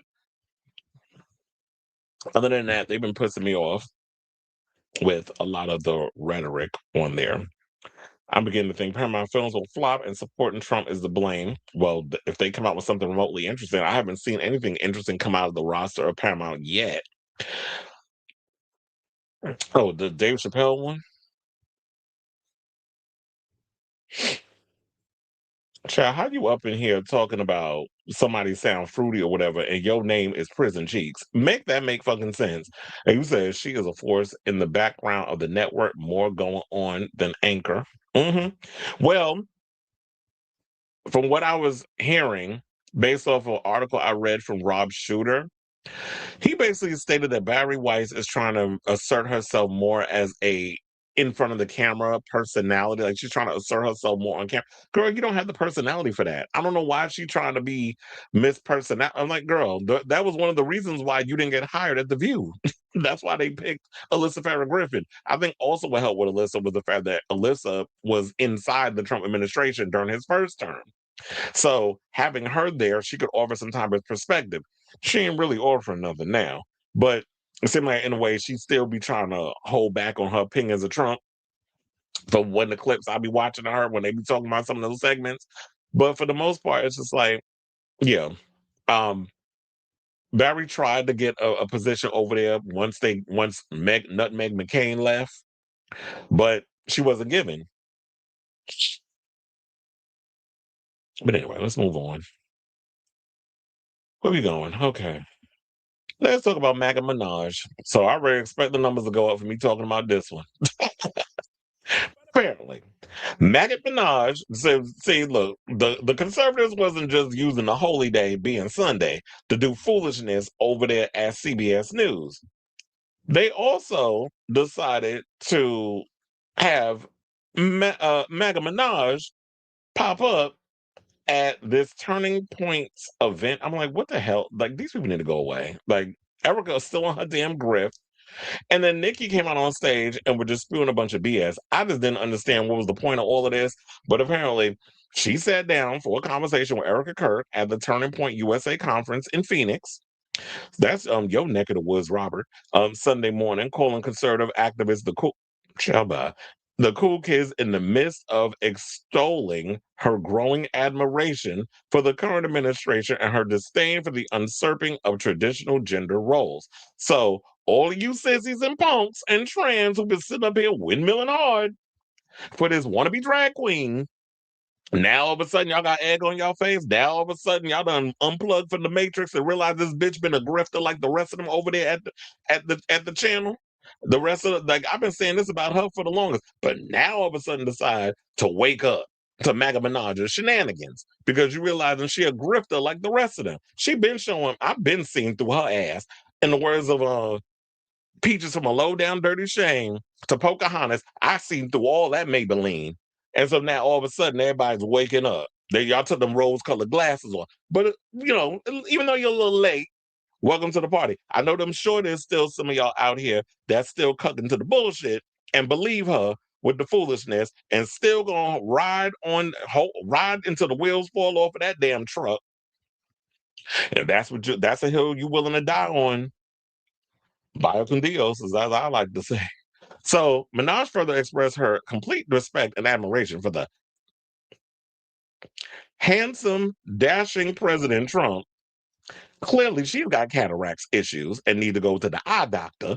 Elaborated on her recent anti-trans statements, dug deeper, and then y'all tried to say, oh, she wasn't being anti-trans. Blah, blah, blah. She literally was being anti-trans at this event.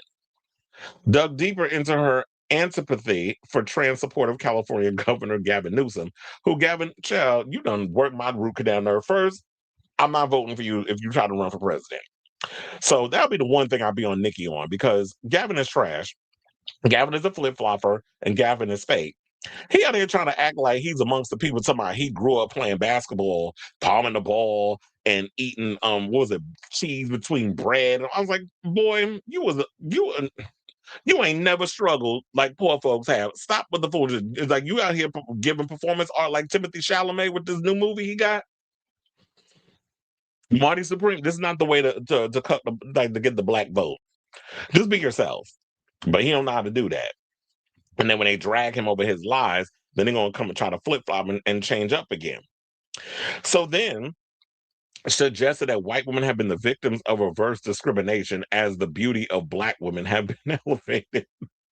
This old simple ass bitch had the nerve to fix her mouth to say this foolishness. And don't trust me, I got the opinions of some of the celebrities because Lonnie Love jumped in the comments and had something to say about her too. And T.S. Madison, who people was getting on T.S. because she been quiet about this whole situation. I'm like, wait, that's your girl. She's saying stuff about the trans people. Why are you so quiet? Oh, she piped up. She finally had something to say.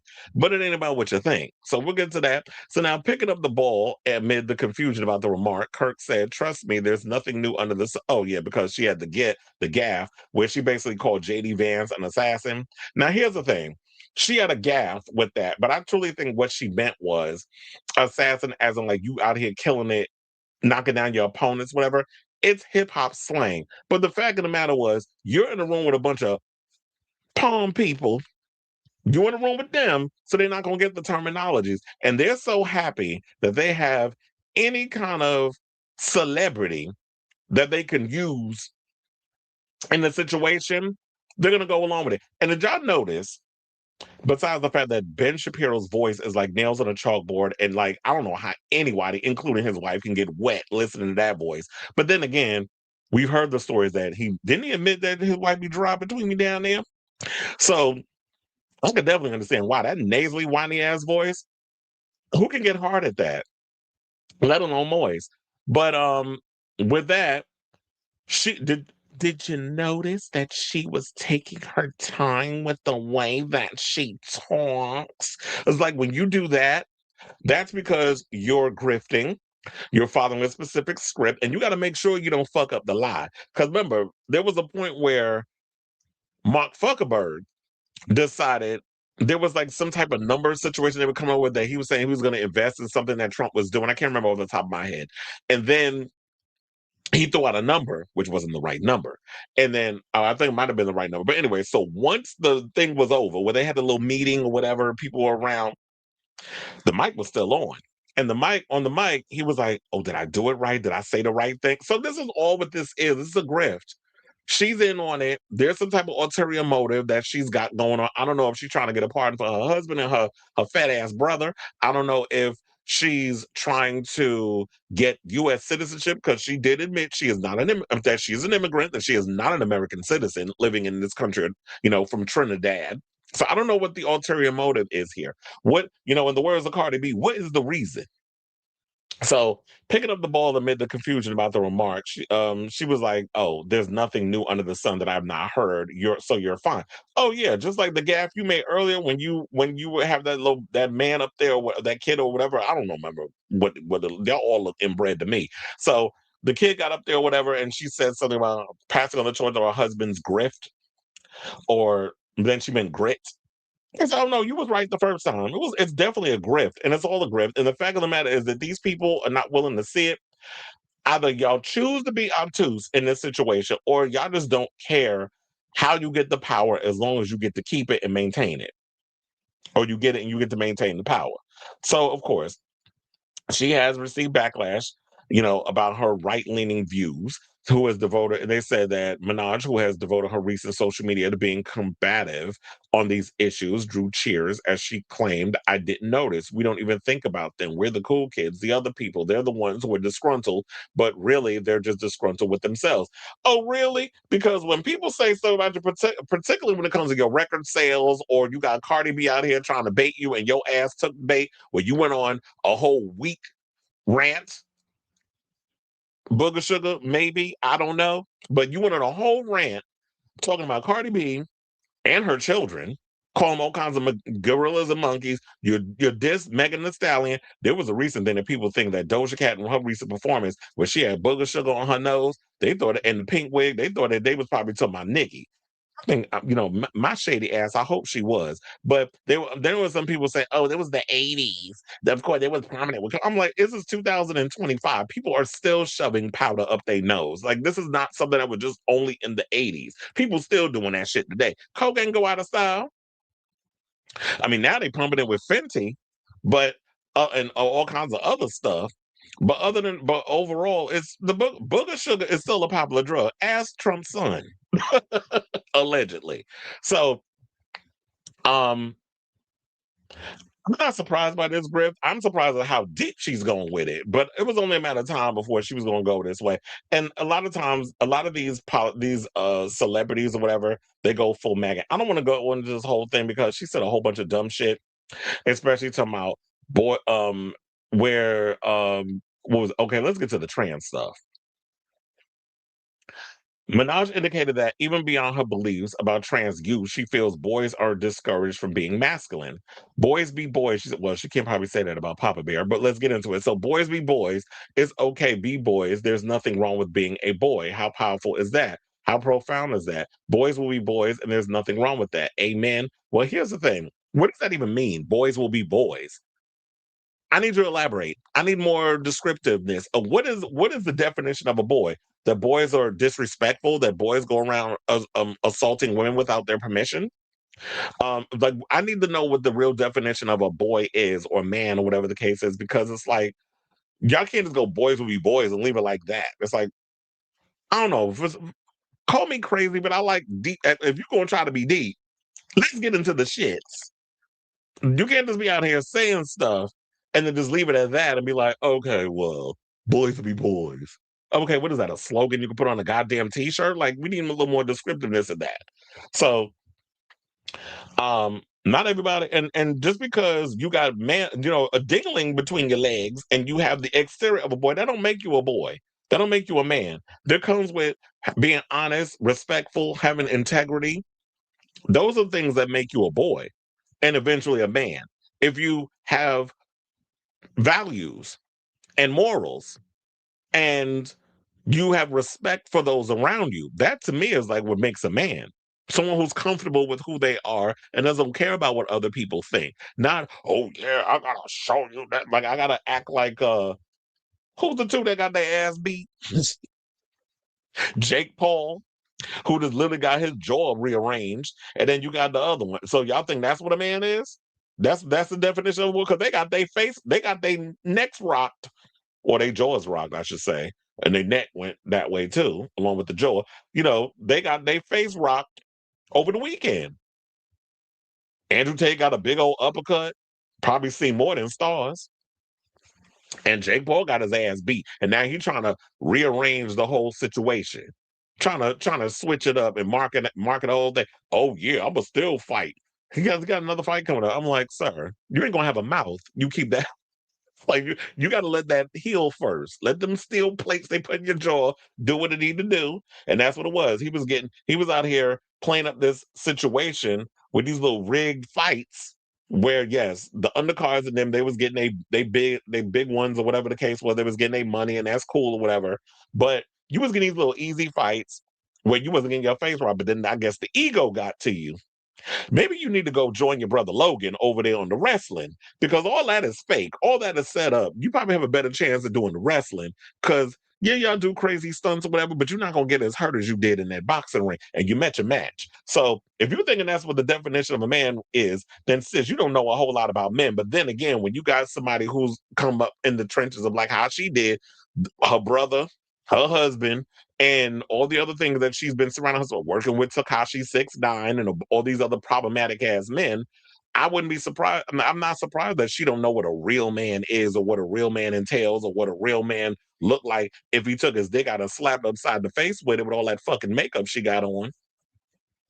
So she also indicated that even beyond her beliefs about trans youth, she feels boys are discouraged from being masculine. On the subject of girls and young women, she said recently in the media, it's almost been like a push to not just make young Black children feel proud of themselves, but it's almost like doing that and at the same time telling other children not to be proud of themselves. First of all, I'm not even going to finish reading what she got. If y'all want to see the clips, y'all can go on Twitter. Y'all can do whatever y'all need to do. She made absolutely no sense with half the shit she was saying up in the situation. But I will point this out. So Lonnie Love, and they done screenshotted it. Oh wait, one person put Nicki Minaj, an immigrant, at a MAGA meeting with Erika Kirk saying "Be boys, boys should be boys," and there's nothing wrong with that. Then we had Lonnie Love went and posted on the Neighborhood Talk, which hold on, I'll pull that up for y'all. I wish there was a way with them that they could put we could see the like read the full comments, but they don't have the scrolling thing, and it's annoying. So yeah, she said, I remember her and her followers attacking me and other Black women. Now I get why. And I'm gonna play y'all the clip of what she said. Hold on. I have the utmost respect and admiration for our president.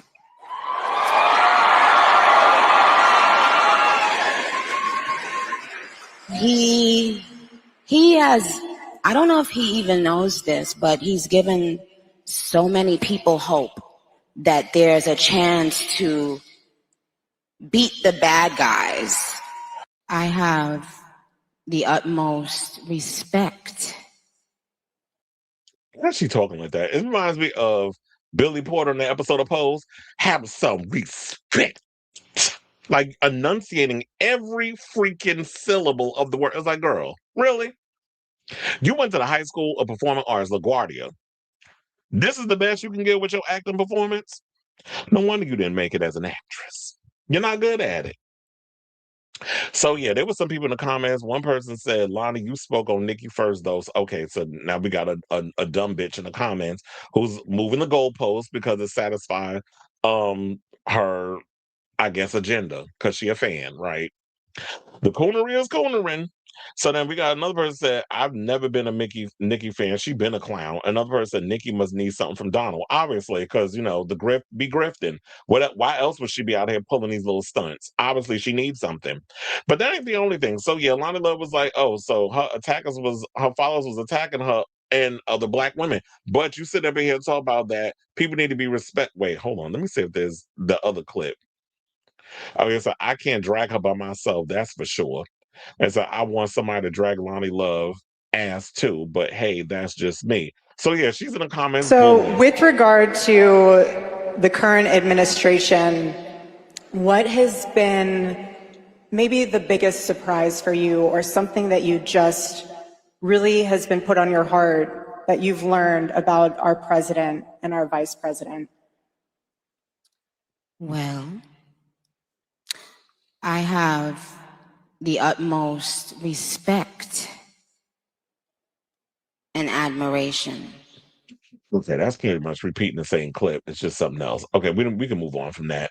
because she sounded damn fool. I don't even think she reads. She don't do research. She just want to get on camera. They paid her money, and bills is due.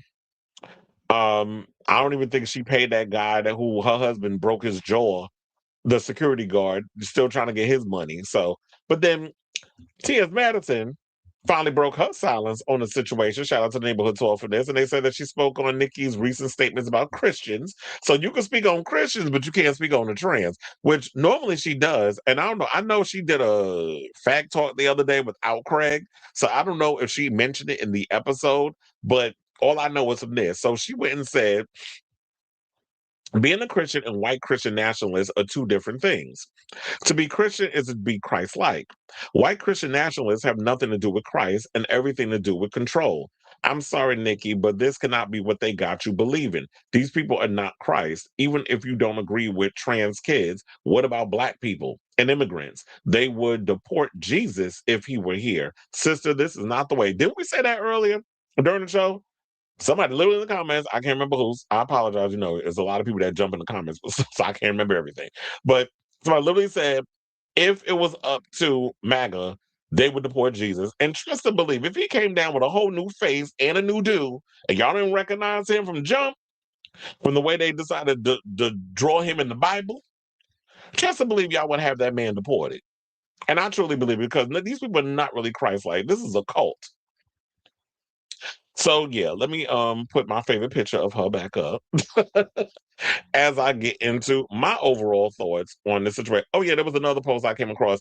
One person put, of course, Nicki Minaj went full MAGA grifter. MAGA is basically a gated retirement community for problematic celebrities who are tired of being held accountable. And I truly believe that is nail hit directly on head. I truly believe that is why a lot of these people do what they do, and they're grifting. They're a gated retirement community for problematic celebrities. And if you don't want to be held accountable for shit, you become MAGA.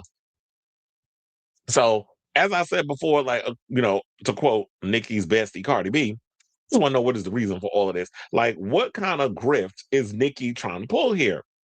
Like, aligning yourself with an administration that protects white-collar criminals and SAers are, it's literally at this point, I feel like, become your MO, especially when it comes to her husband and her brother. Now, are you rubbing elbows with these white nationalist regime folks in hopes that they will pardon your husband and your brother? Are you doing this knowing that you're an immigrant and aligning yourself with this administration will grant you American citizenship? Because if you weren't Onika Mirage and, who became Trashy Garbage and now MAGA Minaj, Chrissy knows people would have her fix a flat ass sent to some gulag in El Salvador if she wasn't who she was. Now, Nicki aligning herself with a party that is finally exposing her as the grifter that she's always been, rocking the crazy Gaga-esque costumes and wigs, and pretending to be bisexual in order to court a queer audience. Now she's throwing trans people under the bus in order to drag Gavin Newsom and shading the gays while misinforming her barbs about Christians in Nigeria being under attack. So where was that genuine concern for the Trinidadian people who were bombed by the Trump administration on a fishing boat not too long ago? These are your people, sis, but you real quiet about that. And like I brought up earlier, that little palm person that you were sitting across from, that old grifting heifer, the real assassin, her husband said some not so flattering things about you, saying you're not a good role model for young girls. He said this when he had breath in his body. But you okay with all of this now, right? So MAGA has shown time and time again that they aren't a loyal bunch, especially when it comes to women. So if people like Erika, if people like Nicki Minaj think they can keep this grip going for a long period of time, I got two words for you: Sydney Sweeney. So people, please stop putting so much faith and admiration into these celebrities, because at the end of the day, these people will leave you high and dry and disappointed. So I say all this to say, what do you guys think of this story regarding MAGA Minaj finally going full MAGA and showing her true damn colors? Because I feel like after all of this, like, where else is there to go? You can't be like, oops, my bad. This was some type of documentary, like parody type thing, like some SNL skit. I was just joking. Like, Just jokes. My bad. Like, no, there's no coming back from that. Your career about to be matching Azealia Banks's. But then again, when it comes down to her cooking herself to the Kirks or whatever, and she even said she's going to write a song about Charlie Kirk. Just looking forward to March getting here and see how them record sales do. Because if she really thinks that she's still going to be able to sell records and still have that A-list success while pulling all of these stunts, I don't know. There's no hope for her, but she been washed. So let me know what you guys think of this story in the comments down below. All right, let me close these windows. Let's see what the people are saying.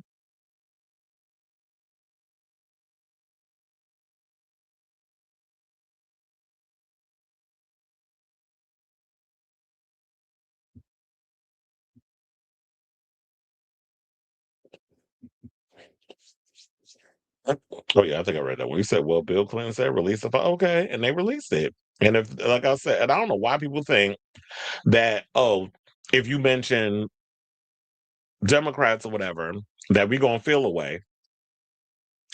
Y'all got us confused with the people in the cult. Oh well, the other people is in it. Okay, well if they in it, release it. And if they are in it and they did something inconceivable, they need to be held accountable. I don't give a fuck what your political party is. Abuse is abuse, and wrong is wrong, and right is right. I don't care what side you're on. I'm not gonna sit up here and be all moving the goalposts because somebody that I'm gonna say admire, because I don't admire presidents. They have a job to do. But if somebody that I voted for once upon a time was in something and he did something that was disappointing, he need to be held accountable. They said, that's crazy. Speak up, T.S. Madison. She was supposedly tight with Nick. Uh-huh.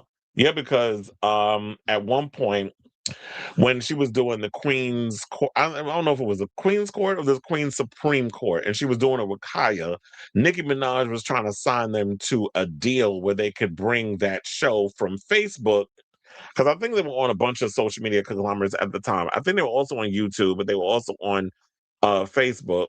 And she was going to sign them to a deal to get it on a network. And Kaya was being Kaya, but a self-saboteur. And that whole situation didn't work out. But her and Nicki, I guess, still maintain a friendship. And so that's where that whole situation stemmed from. And that's why people was getting mad. That was like, oh, well, Maddie, you need to speak on it. You need to talk about it. We even mentioned that in the show. I mentioned it in passing. I'm like, I wonder if T.S. Madison going to say something. She said something. I mean, she was trans in passing, but I think that she decided to heavily focus on the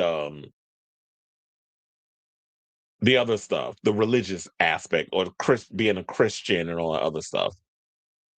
Yeah, Now I see that trend is getting everybody's saying MAGA Minaj. No, I was saying it before everybody else, but everybody was saying MAGA Minaj. Because and Heidi has an axe to grind, and rightfully so, because she was nasty to Heidi on her season. I hate your makeup. Girl, your face wasn't all that. You had a lot of makeup on you. You was a little caked yourself in that episode. So blame your makeup artist, but you had the nerve to try to read somebody else. Well, as everybody has said many times on this show, YouTube is being, a little funny about certain things that y'all can post on here. I know Adante said we have to let go of Palestine. Gen Z said it's not a litmus test. It's actually all we ask for. We got to let go of Palestine. And people passionate about the people being eviscerated, like a whole, national group of people are being killed because there's another group that wants to steal their land for colonization purpose. Like, no, we got to let go of it. Please. Like I said yesterday, well, when we get to that story, we'll talk about it. I see a lot of OF creators are major. Hmm.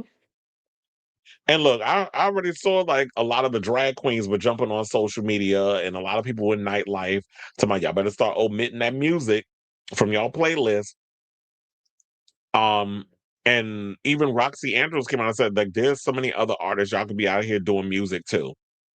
I don't care how good the music sound. You're not going to use our community and talk shit about us, and you still want to lip sync to those songs at the club for a couple of dollars. It's not worth it. There's a rumor that her or her man does not have legal citizen status, and her man, trust to believe, has legal status. He's American. I already told y'all that story about Kevin Petty. How I know, or Kenneth Petty. So he has legal status. She does not. And you said, yet the Black and gay community are still behind her after what she said. Of course, unfortunately, sometimes the my own community, y'all y'all disappoint me at times. Griff spoke the truth. She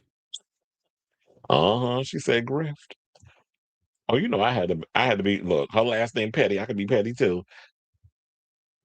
A huge percentage of her fan base that made her rich and famous and now angry, unfollowing, deleting her music, left in limbo. She basically put the final nail. And funny enough, I kid you not, I had a friend of mine who I spoke to earlier told me that he's like, oh, I went through my phone and I deleted all of her music. He said he added TLC. It's like, why you talking about you added? He said because he had just saw the what was it, the biopic or the documentary, something or another they did, and it's on Netflix.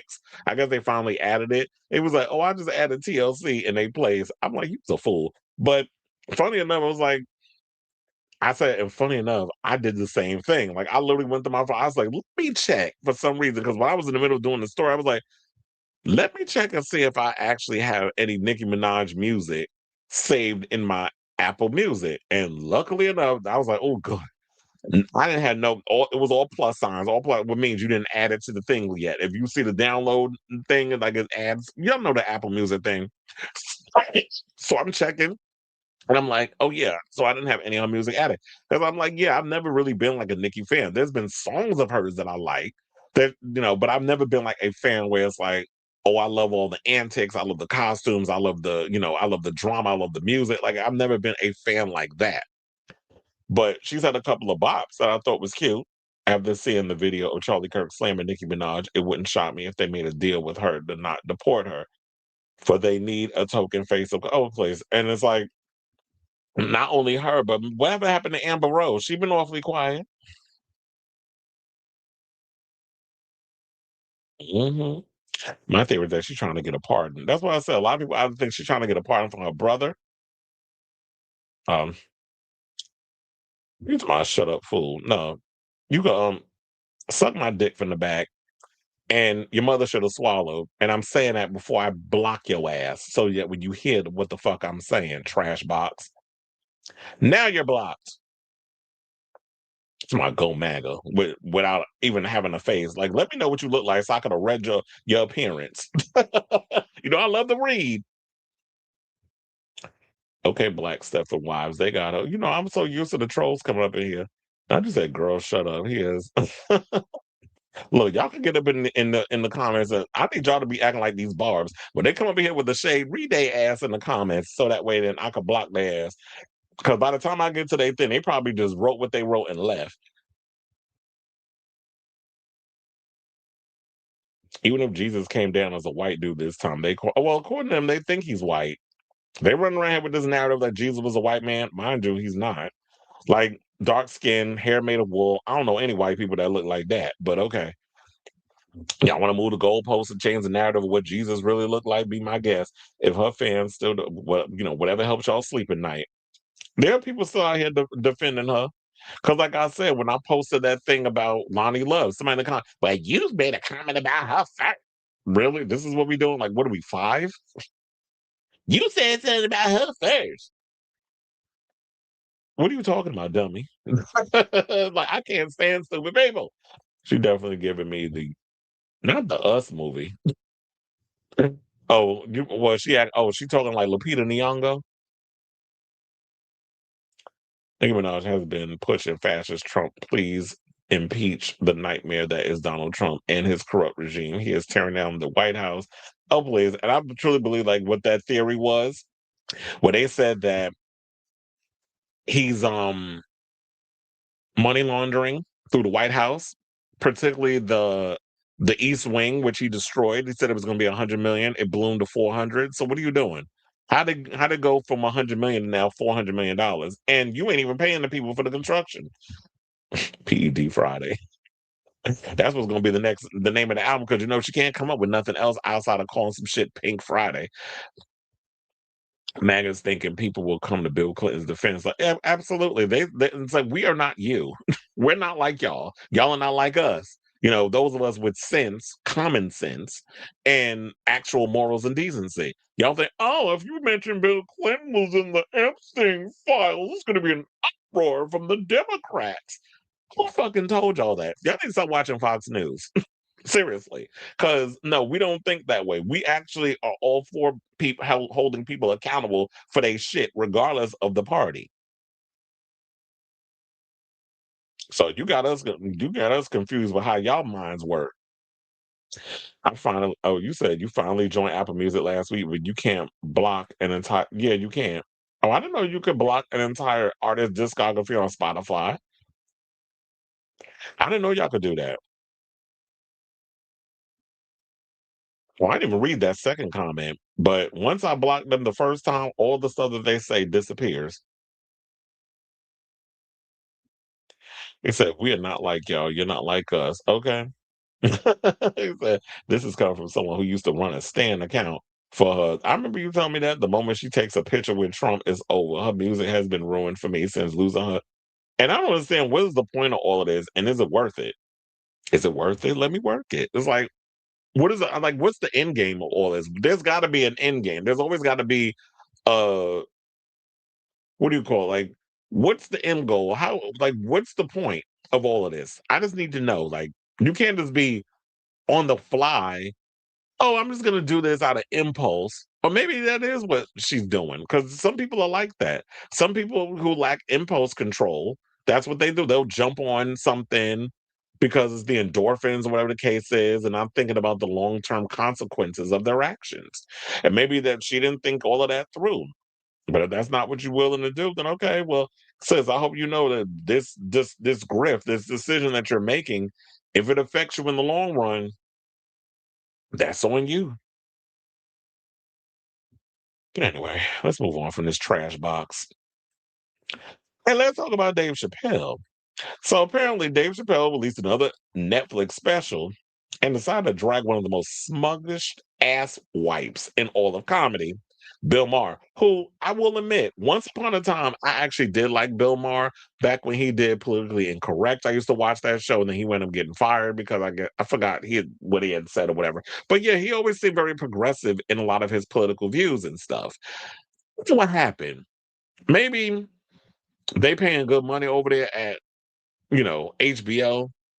Now he's like being a shill for Israeli propaganda. He's like been kind of falling in the same sandbox as Stephen A. Smith, just loud and wrong and smug. And then he has that look of oh my God, what's his name? Scott Jennings. I can't stand him, the one that be on CNN. He always has a little smug look, like you just want to do one of these chops to the throat. Every time I see him, I feel like I just want to do that to him. But or dive through the TV and do it, because I ain't seen him in person. But so Dave Chappelle went in on Bill Maher in his special, and I had a cackle when I saw this, and even went and dragged him because they was going in on him about performing for Saudi Arabia, and decided to do a checkmate in the meantime with these hypocrites over there in Israel. So I do have the clip. We gonna play the clip. Hopefully we don't get, in trouble for playing it. But it was over on the Twitter. So we'll come back and talk. Please hold. And Bill Maher, the famous comedian. I've known Bill since I was like 18, 19 years old. And I've never said this publicly, but fuck that guy. I'm so fucking tired of this little smug, cracker-ass commentary. These motherfuckers act like because I did a comedy festival in Saudi Arabia, I somehow betrayed my principles. Well, no, I know I didn't. I know. No. No, come on, everybody. Let me do this. And I'm sure, all right, now everybody calm down. No, I'm sure I'm right. First of all, what did they say? They said, well, Saudi Arabia killed a journalist, and rest in peace, Jamal Khashoggi. I'm sorry that he got murdered in such a heinous fashion, but like, period. And also, I mean, look, bro, Israel's killed 240 journalists in the last 3 months, so I didn't know y'all was still counting. So yeah, I'm gonna just leave it there because he's absolutely right. It's like, oh, so we just gonna compare apples to oranges and that sort of thing. So yeah, I perform for a bunch of people. Of course, you're gonna spread this narrative about Saudi Arabia and things they're doing. And trust and believe, they're not innocent out there, but neither is Israel. So we're gonna sit up in here and y'all want to sit and compare apples to apples, then let's do that. There's been less people who were journalists that were killed over in Saudi Arabia than there was in Israel. But that's not the conversation y'all ready to have in regards to that. So Maher was largely positive about the Riot Festival, calling the participating comedians brave for breaking ground in a nation that hasn't always been welcoming for stand-up. However, Maher did take issue with Chappelle saying it's easier to talk in Saudi Arabia than it is in America. He said it's not true. This is what Maher said of Chappelle's comment during an episode of Real Time. Do your hunk on Muhammad, Dave. Now, in the special, which premiered on December 19th, Chappelle addressed the controversial claim. So he said, I didn't tell him to put this in the paper. I just said it on stage. It's easier to talk in Saudi Arabia for me than it is in America. He said, oh, I stand 10 toes on that. Don't get what I just went through. 2 years ago, I almost got canceled right here in the United States for transgender jokes. But I got to tell you something. Transgender jokes went over very well in Saudi Arabia. So, of course that he would say something or another in regards to that. But it's like, look, I guess what it is in the United States, they don't want you saying anything that's going to be, you know, disrespectful to certain demographics. But my thing is this: let comedians say whatever the hell they want to say. If you're going to tell a joke, I love an offensive joke. I like when they come out with offensive jokes on black people, gays, whatever the case is. I always feel like everybody is fair game. However, when that's what you're doing, or whatever the case is, then I guess it's a problem for some people. But my thing is, if you don't like that particular comedian for saying what he's saying and he's getting to say what he wants to say, because look, when we were all growing up, from Eddie Murphy on down, we've all heard comedians say some of the most inoffensive, like extremely offensive jokes about certain demographics, and we all laugh and we kiki on it. But I guess now, because of social media, people feel a way about some of the things that they're saying. Let Dave Chappelle say what the hell he want to say. I personally don't sit and watch a lot of his comedy or whatever the case is. I watch little clips and stuff here and there. But if it's not my cup of tea, I don't watch it. And I feel like that's what we should all kind of abide by. Now, I do feel like we need to have a balance. So you can't only just allow the Dave Chappelles of the world to be able to say, oh, they transphobic, homophobic, or whatever. Well, he mostly focuses on transphobic jokes or some what people would deem as transphobic. But I feel it needs to be a balance, because I wouldn't want somebody, if I'm like a comedian or whatever, and I say funny, offensive shit on this show all the time, and I'm not even a stand-up comedian. It's just whatever comes out the brain comes out the mouth. Comes in the brain, comes out the mouth. And I wouldn't want somebody to censor me because I'm saying some stuff where it's like I'm spitting hard facts and truths about shit, but yeah, I'm saying it in a way where it's just like unapologetic, unfiltered, and that sort of thing. So I wouldn't want somebody to come and be like, "Oh, I'm going to cancel you because you're saying something that I deem offensive." If it is in a place of like understanding and I can't say respect because there's no respect really. Excuse me, in an offensive joke, it's offensive for a reason. But I guess it's because Bill Maher has an axe to grind. He is Jewish. So anything where you could promote anti-Muslim rhetoric, he's going to do that because he has a job to do. He has, he's got an image to uphold.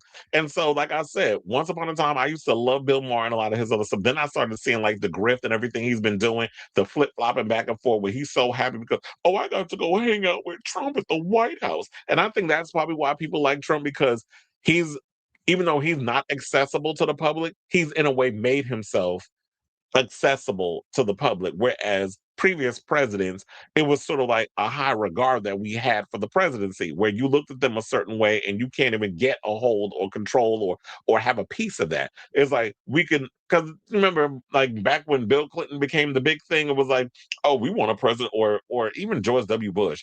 Like we want to be able to have a beer with the president. No, I don't want to have a fucking beer with him. I'll have a beer with my friends.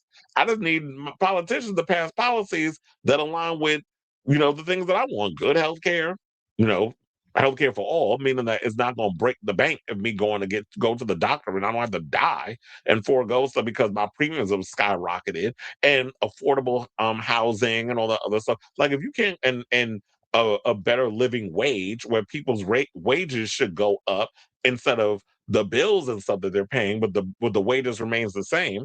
So as I said, I don't particularly care for Bill Maher.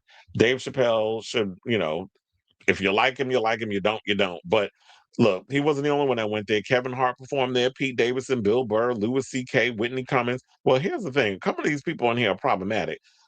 Louis C.K. has pretty much been blackballed for the industry because he was inappropriate with a couple of women or something or another.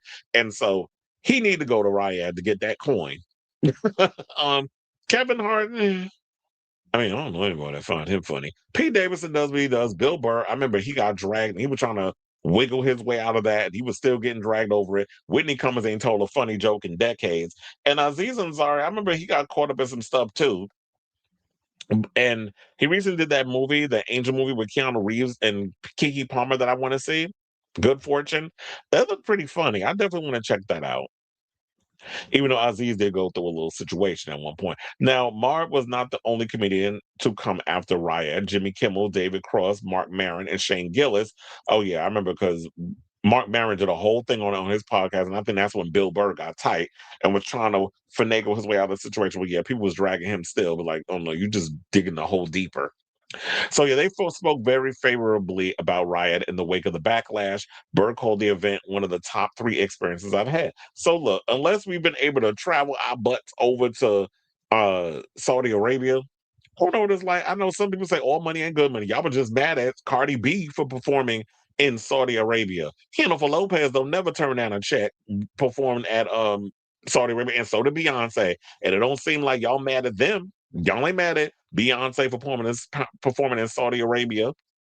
Y'all not mad at Cardi B. I mean, I did see some people did have a little bit of a backlash towards it, but it seemed like y'all was dragging her for her clothes more than her performing there. And it's like, the women have to be covered up. You can't have your titties out and all that other stuff. You have to be covered up if you're in Saudi Arabia. That's just the custom. So anyway, I say all this to say, what do you guys think of this story regarding what he had to say? Look, for me, all money ain't good money. I don't know if I could actually perform in Saudi Arabia, especially since, whatever their laws or beliefs are, particularly against women in the LGBTQIA plus community, I couldn't do it. But people gonna do what they're gonna do regardless, whether you like it or not. So let me know what you guys think of this story in the comments down below. You see the recent story about Lisa Marie supplying. Mhm. It wasn't only just Lisa Marie. I believe it was also her daughter, Riley Keough. She is the biological mother of John's youngest child. I did see that story. I thought about talking about, maybe I'll bring it up tomorrow. And there's a whole lawsuit going on around it. So yeah, I totally forgot about that. Was one of the topics that I did last week. I'll do that. I'll remember to do that one tomorrow. But yeah, there was a whole situation going on around it. I was like, wait a minute, Scientology believes in, I mean, I understand y'all believe in science and all these other things, and y'all don't believe in therapy unless it's the type of therapy that y'all indoctrinate. That's a part of the Scientology. But I'm like, y'all are okay with taking somebody else's eggs and using it because you got infertility issues? That was news to me. But apparently they do.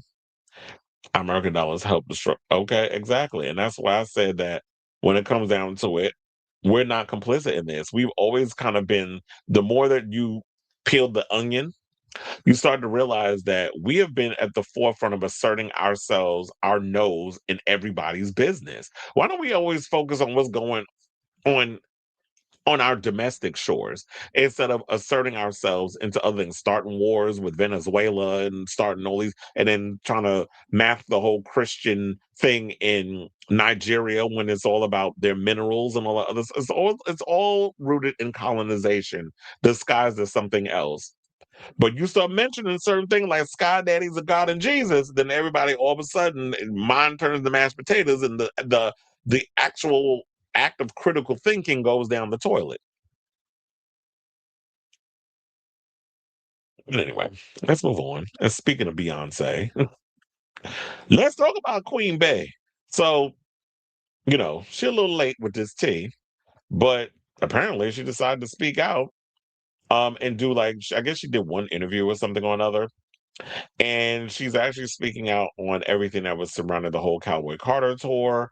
So let's get into that story. Shout out to the Daily Mail for this. So, in her only interview about the tour, published in Polestar's year-end issue, the global superstar, who's 44, pulled back the curtain on overcoming weeks of sluggish ticket sales and early technical difficulties. I can't believe she actually was willing to speak on them ticket sales. Because remember, at one point, the ticket sales was looking a little sluggish. She couldn't sell them out, but they probably did what they always do with these tours. Y'all will drop that price down to like $30 to get butts in them seats. She said, "This was born from my love and respect for the rich country genre." Beyonce explained the overall intention for this tour was to celebrate American resiliency. The mother of three went on to reflect on how the tour was deeply rooted in her Texas upbringing and her long-standing mission to preserve the overlooked history of Black cowboys, saying, "We showcase many aspects of my upbringing in Texas, like the salon in honor of my mother's hair salon I grew up in, and the saloon honoring my great-grandfather who sold moonshine in Alabama. I was inspired by the Texas Lone Star and the art town of Marfa, a fusion of futurism from Renaissance with the gold maximalism of Cowboy Carter." Beyonce also noted that she believes the stage is a piece of art and its own icon. Well, I do agree with that, where it's like the stage is a piece of art, because I always feel like even with the music, the visuals of the tour has to go hand in hand. So you want all of those things to be brought up in this situation. So she described months, and in some cases years, of collaboration across every department, obsessing over sound design, lighting, choreography, visuals, and camera angles to ensure that every fan, even those seated high in stadium rafters, felt immersed. Because I care deeply about every sound. We arrange and rearrange each song, visual edit, prop, and choreo piece until we get it to the best place we can. I push until I feel the soul in every element. Now, the result was a tour packed with headline making moments, including surprise appearances from her. Well, it's not a surprise if her husband, Jay-Z, is there. Destiny's Child, same. Shabuzi and Miley Cyrus, along with emotional onstage cameos by her daughter, Blue Ivy and Rumi. Now, after a rocky launch marked by unsold seats and last minute price drops, which is what I said, Beyonce kicked off her 5-night run at SoFi Stadium. The 5 shows ended up grossing a record setting $55.7 million. Now, according to Billboard, the singer sold 217,000 tickets, surpassing major tours by Shakira, and Coldplay. It also ranks as the 5th highest grossing tour stop in box score history and the highest grossing single venue engagement ever by a female artist. So, regardless of the sluggish ticket sales and everything, and that's bound to happen in the beginning because, like I said before, I don't think people was really feeling Cowboy Carter like she had hoped. I mean, to be personally honest, I wasn't really the country music is not my thing. I did like vocally how she sounded. Like I love the rawness of her voice on a lot of the cuts, and her immersing the Cowboy Carter era with the Renaissance era seemed like you basically took a lot from the Renaissance era and incorporated it into the Cowboy Carter tour, and then did the whole stadium thing, and people were eating it up and living for it. I don't know if it made as much as a cultural impact as a Renaissance tour, but based on some of the people was like, oh, they was in tears, they was emotional, they was getting a life from the tour. So I'm sure a lot of people got what they needed out of it. But the question for me is, are we going to get to see a visual of this? Not the visual album or whatever, because I don't even think she cares to do videos and things anymore. Like y'all still waiting on them Renaissance visuals. But in regards of like the documentary, like didn't she do a documentary Renaissance? Why has that never been released? Taylor Swift done did a whole Eras Tour situation. She did a whole series and everything on what's that channel on Disney Plus? She did a whole bunch of stuff, giving her fans stuff, and the fans are satisfied for now. But Beyonce, Earl, instead of you just trying to take the people's money for your tours and all those others, or only piping up when you want to sell something, how come you haven't given the fandom, the behind the scenes documentary concert of the Renaissance tour and hopefully the Cowboy Carter tour? And I'm sure with her popping up a lot lately, I have a strong feeling that we're about to get Act 3, because Beyonce don't never come out the house unless she got something to promote or there's a real reason behind it. So they said the triumph marked a sharp contrast with the weeks leading up to opening night, when resale tickets in the upper levels dipped as low, Christina Milian, dipped as low as $20, an almost unheard of scenario for an artist of Beyonce's stature. And here's the thing.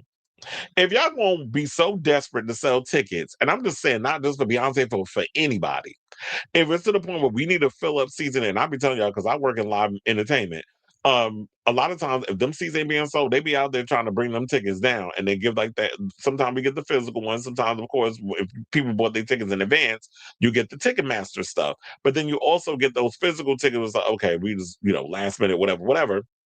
If y'all could dip them tickets as low as $20, then why do y'all be charging people an arm and a leg for a regular ticket? So it's possible that y'all could bring these tickets down to $20 and still make a bank off of it. So I just don't understand why people be charging people $700, or sometimes when I was telling people with Section E of the Mayhem Ball Tour, tickets was $3,000. So if y'all could bring it down to $20, why y'all charging people $3,000? You would still be able to make whatever money you making, right? So it just seems to me it's just a whole Ponzi scheme, especially with these ticket masters, whatever the case is. I don't know much about if SeatGeek is doing it, but it seems like a lot of people's beef is with Ticketmaster in the way that y'all be ridiculous with these damn prices. So Daily Mail spoke with attendees at multiple LA dates, many of whom said viral social media clips and glowing critical reviews ultimately convinced them to buy tickets just hours before showtime. And that's what it was. That's what I was trying to get to. But when it comes to talking about this, people wanting to get everything out. I truly believe that people were not, when I was saying before, like people weren't really feeling this record, because it was like, we don't want to hear a country album for Beyonce. And we wasn't really feeling them songs. And I didn't know what this tour was going to give. I thought it was going to be boring, whatever the case was. This is her standing there singing them old country songs with a band and having a couple of dancers do a little something, whatever. But after people saw the videos and stuff popping up all over social media, particularly TikTok, they were like, you know what? I'm going to buy a ticket. And I'm going to go see it, which made sense because I was at one point, I think I was saying before we knew anything about the tour, I was like, I don't know if she's going to sell tickets to this. So I was a little skeptical. And it seemed like after the visuals and everything came out and people saw the setup and the choreography and how everything was, they're like, okay, this looks interesting. It's not just going to be just her standing, and you already know Beyonce stature, her doing a stadium tour. She's not just going to stand there and give you bare minimum Mariah Carey performance tease. Like, she's not going to give you that. She's going to give you a full show, regardless of the situation. So I can understand people being skeptical because, like, regardless, I don't care if it's Beyonce or Jesus Christ.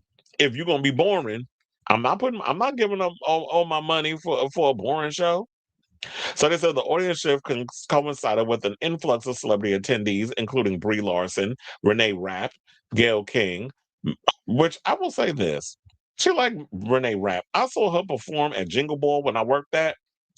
She was cute. I liked her. She was cute up there. The girls were singing along. I was like, okay, let me find out some of y'all in here. How you doing? But the girls was up there singing along with her music. She was giving show. I'm like, okay, this girl got something. I wasn't really feeling her at first, but I'm like, okay, I think I like some of Renee Rapp stuff. But anyway, so they had Mindy Kaling and even Prince Harry and Meghan Markle. Now, for Beyonce, the record-breaking success is less about numbers than legacy. So she said, I've been touring since the age of 15, nonstop. I have slowly built my legacy brick by brick. This show is a testament to the power of consistency and dedication to any craft. She recalls She recalled early tours in minivans, muddy costume changes, designing her own outfits when designers wouldn't, and years spent convincing promoters that an R&B artist could sell out stadiums. She said, I learned at a young age that nobody invests in you like you invest in yourself. And that's why I always say, if you don't believe in you, who else will? So the minute you actually sit up there with your confidence, even if you feeling like the shittiest person on the inside, you got to fake it till you make it.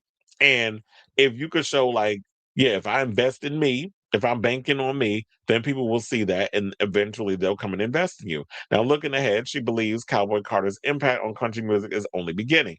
So, in 10 years, she said the young girls and boys who saw the show will become adults and believe they can be respected as country stars and sing whatever music they love. That makes me proud. Well, hopefully, we'll go there and we don't go backwards instead of forward. So, I'm hoping that that happens in regards to that. That, you know what, maybe she will inspire that young girl who's coming up that to pick up a guitar and want to sing and become like in the same vein of like a Tanner Riddell or something like that, where they want to write tort songs and shit and not be like, well, country music is only for white people. First of all, blues, country, all of that comes from black folks. All them drums, as I always say at the end of the day, leads to Africa.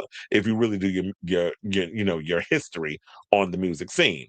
So I say all this to say, what do you guys think of this story? Beyonce opening up about the Cowboy Carter tour. Hopefully, she'll actually give the fans a little something regarding any behind the scenes or putting together the tour. And instead of releasing it in a theater, give it to Netflix. Netflix is like spending a whole lot of money getting things out here now, nowadays. While Warner Brothers is trying to keep Paramount from being stolen from because Paramount's still trying to come up in here fighting for fighting Netflix over this thing, and it's like Netflix like, no, we are going to acquire this. So yeah, I definitely want to hear from y'all. Let me know what your overall thoughts are on this story in the comments down below.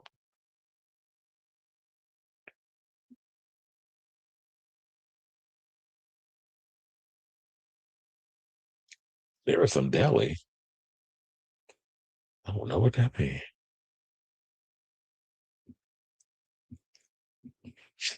Palestine, Sudan, Haiti, Congo, Hawaii. So much of our not Sailor Mermaid coming with the list. Who said he was born? Well, look, Jesus is a biscuit. Let him sop you up. And Sailor Mermaid says, "Hey, friends, how you doing?" All right. So now let's keep the story. Let's keep the topics coming and coming and coming. Or let's talk about Andy Kaufman. I mean Timothee Chalamet, because Timothee Chalamet has this new movie coming out called Marty Supreme. Or I think it's it comes out this week, right? It comes out on Christmas, I believe. But I know it's been in previews and there's been a couple of theaters. I know it's been in select theaters or whatever the case is. And I heard that in like a couple of theaters, it's already grossed over $1 million. So it's making a little money or whatever here and there. But he's been on this weird sort of promotional situation regarding like he's been dressing like he's from the hood all of a sudden and had like some people dressed with like golf balls or ping pong balls on their head. And he also, I think he went to this festival thing where they show like movie previews or whatever, and then they interview celebrities out in Brazil. And then he's been out here rapping, and people are like, what the hell is going on with this boy? So apparently they're saying that he's been Kardashian-ized. So for his new movie, Marty Supreme, which as I said, which opens nationwide Christmas Day and is already playing in New York City and LA, Chalamet's going global, traveling to merch events and appearing on The Tonight Show with a squad of people wearing, as I said earlier, giant ping pong balls as heads. This week, he even surprised the crowd at a New York City table tennis invitational. He promised on Friday to make 128 appearances at pre-release screenings of the film, and there was a cringe comedy Zoom call on social media in which he fruitinized? What the fuck is that? His ideas, like painting the Statue of Liberty and the Eiffel Tower, the movie signatures corroded orange, falling apart. Okay, first of all, here's the thing. I don't know what he's trying to prove with all of this, but this orange, this looks about as tacky as them denim jean outfits that Britney and Justin wore back in the day. I don't understand who thought that orange was a cute color. It's not. It's not flattering. I don't like the colors. Y'all look like two damn pumpkins, like y'all 2 months late. Halloween was in October, so I don't even understand why y'all trying to. I guess it's going along with the whole ping pong ball type situation. It just looks stupid.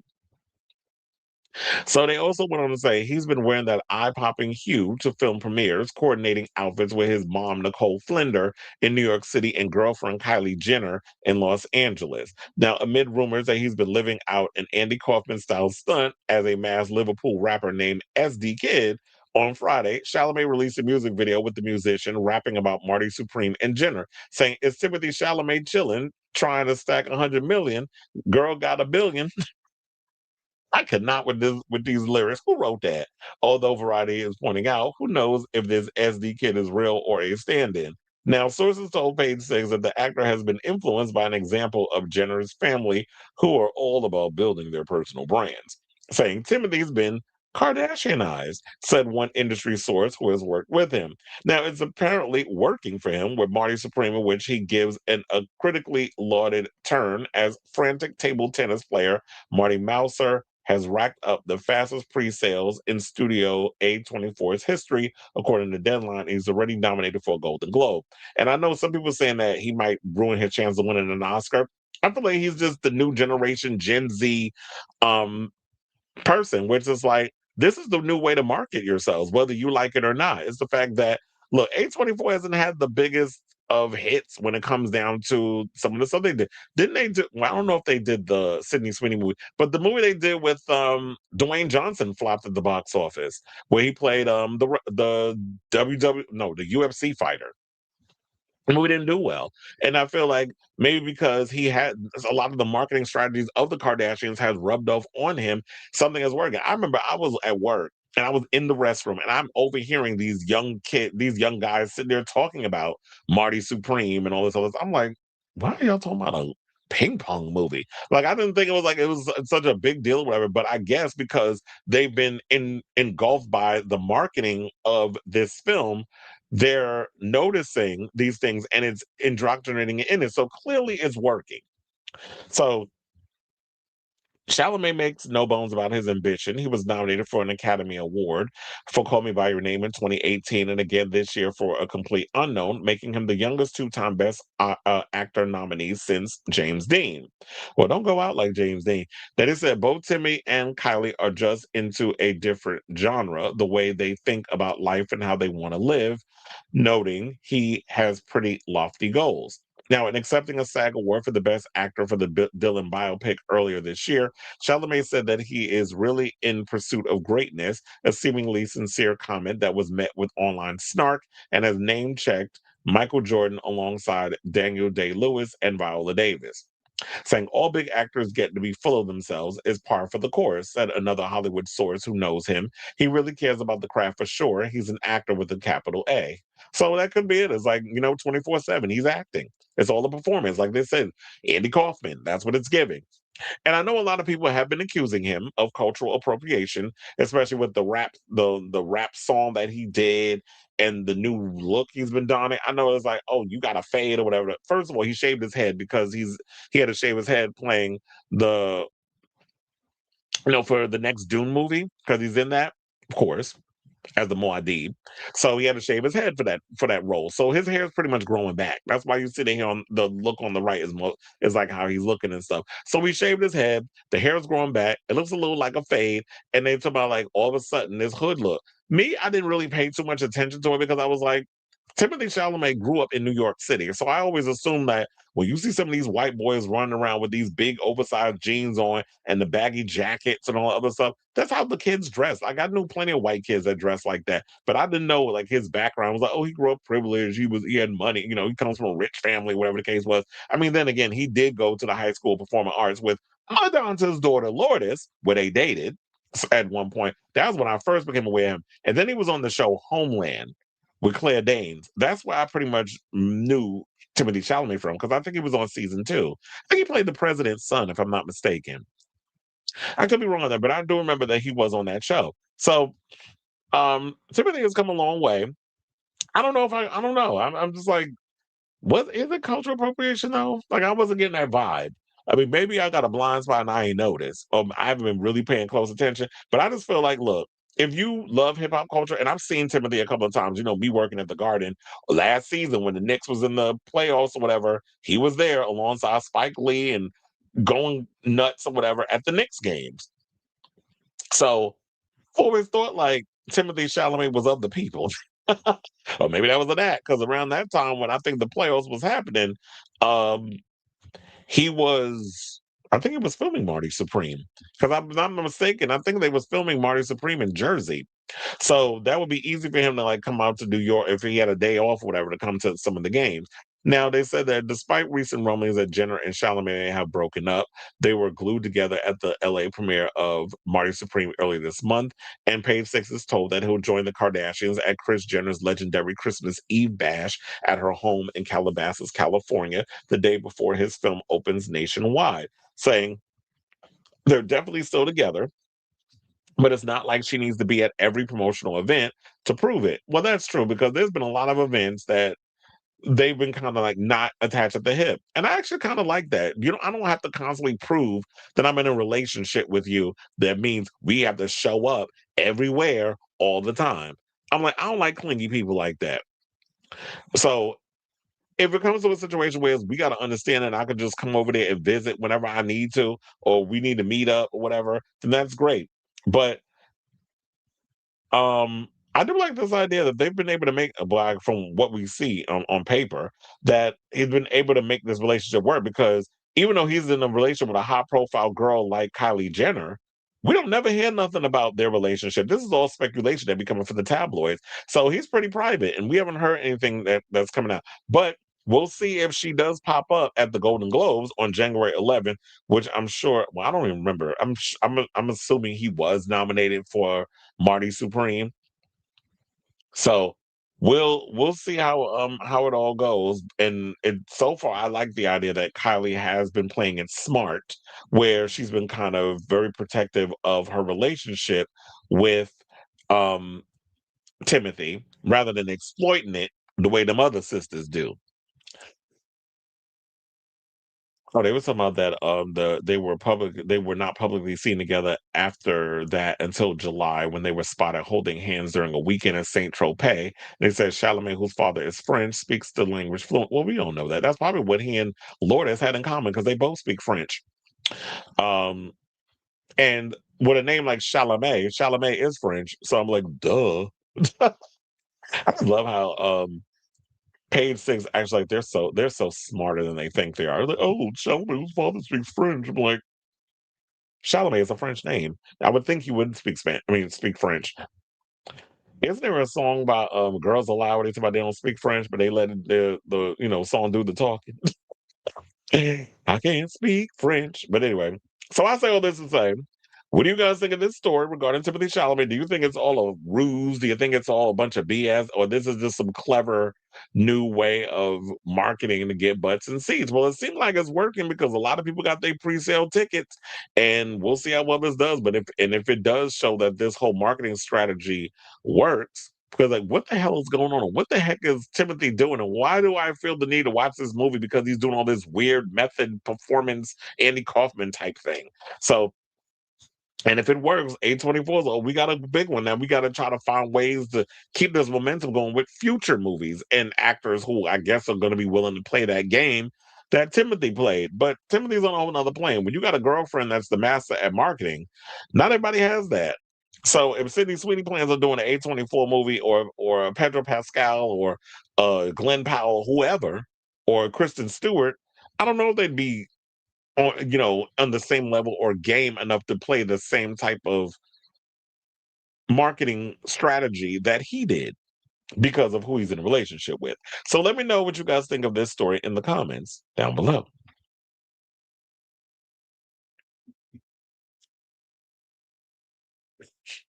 Some people think that he is that rapper, all Kardashian relationships, and try to, well, look, it's only a matter of time before that happens with them.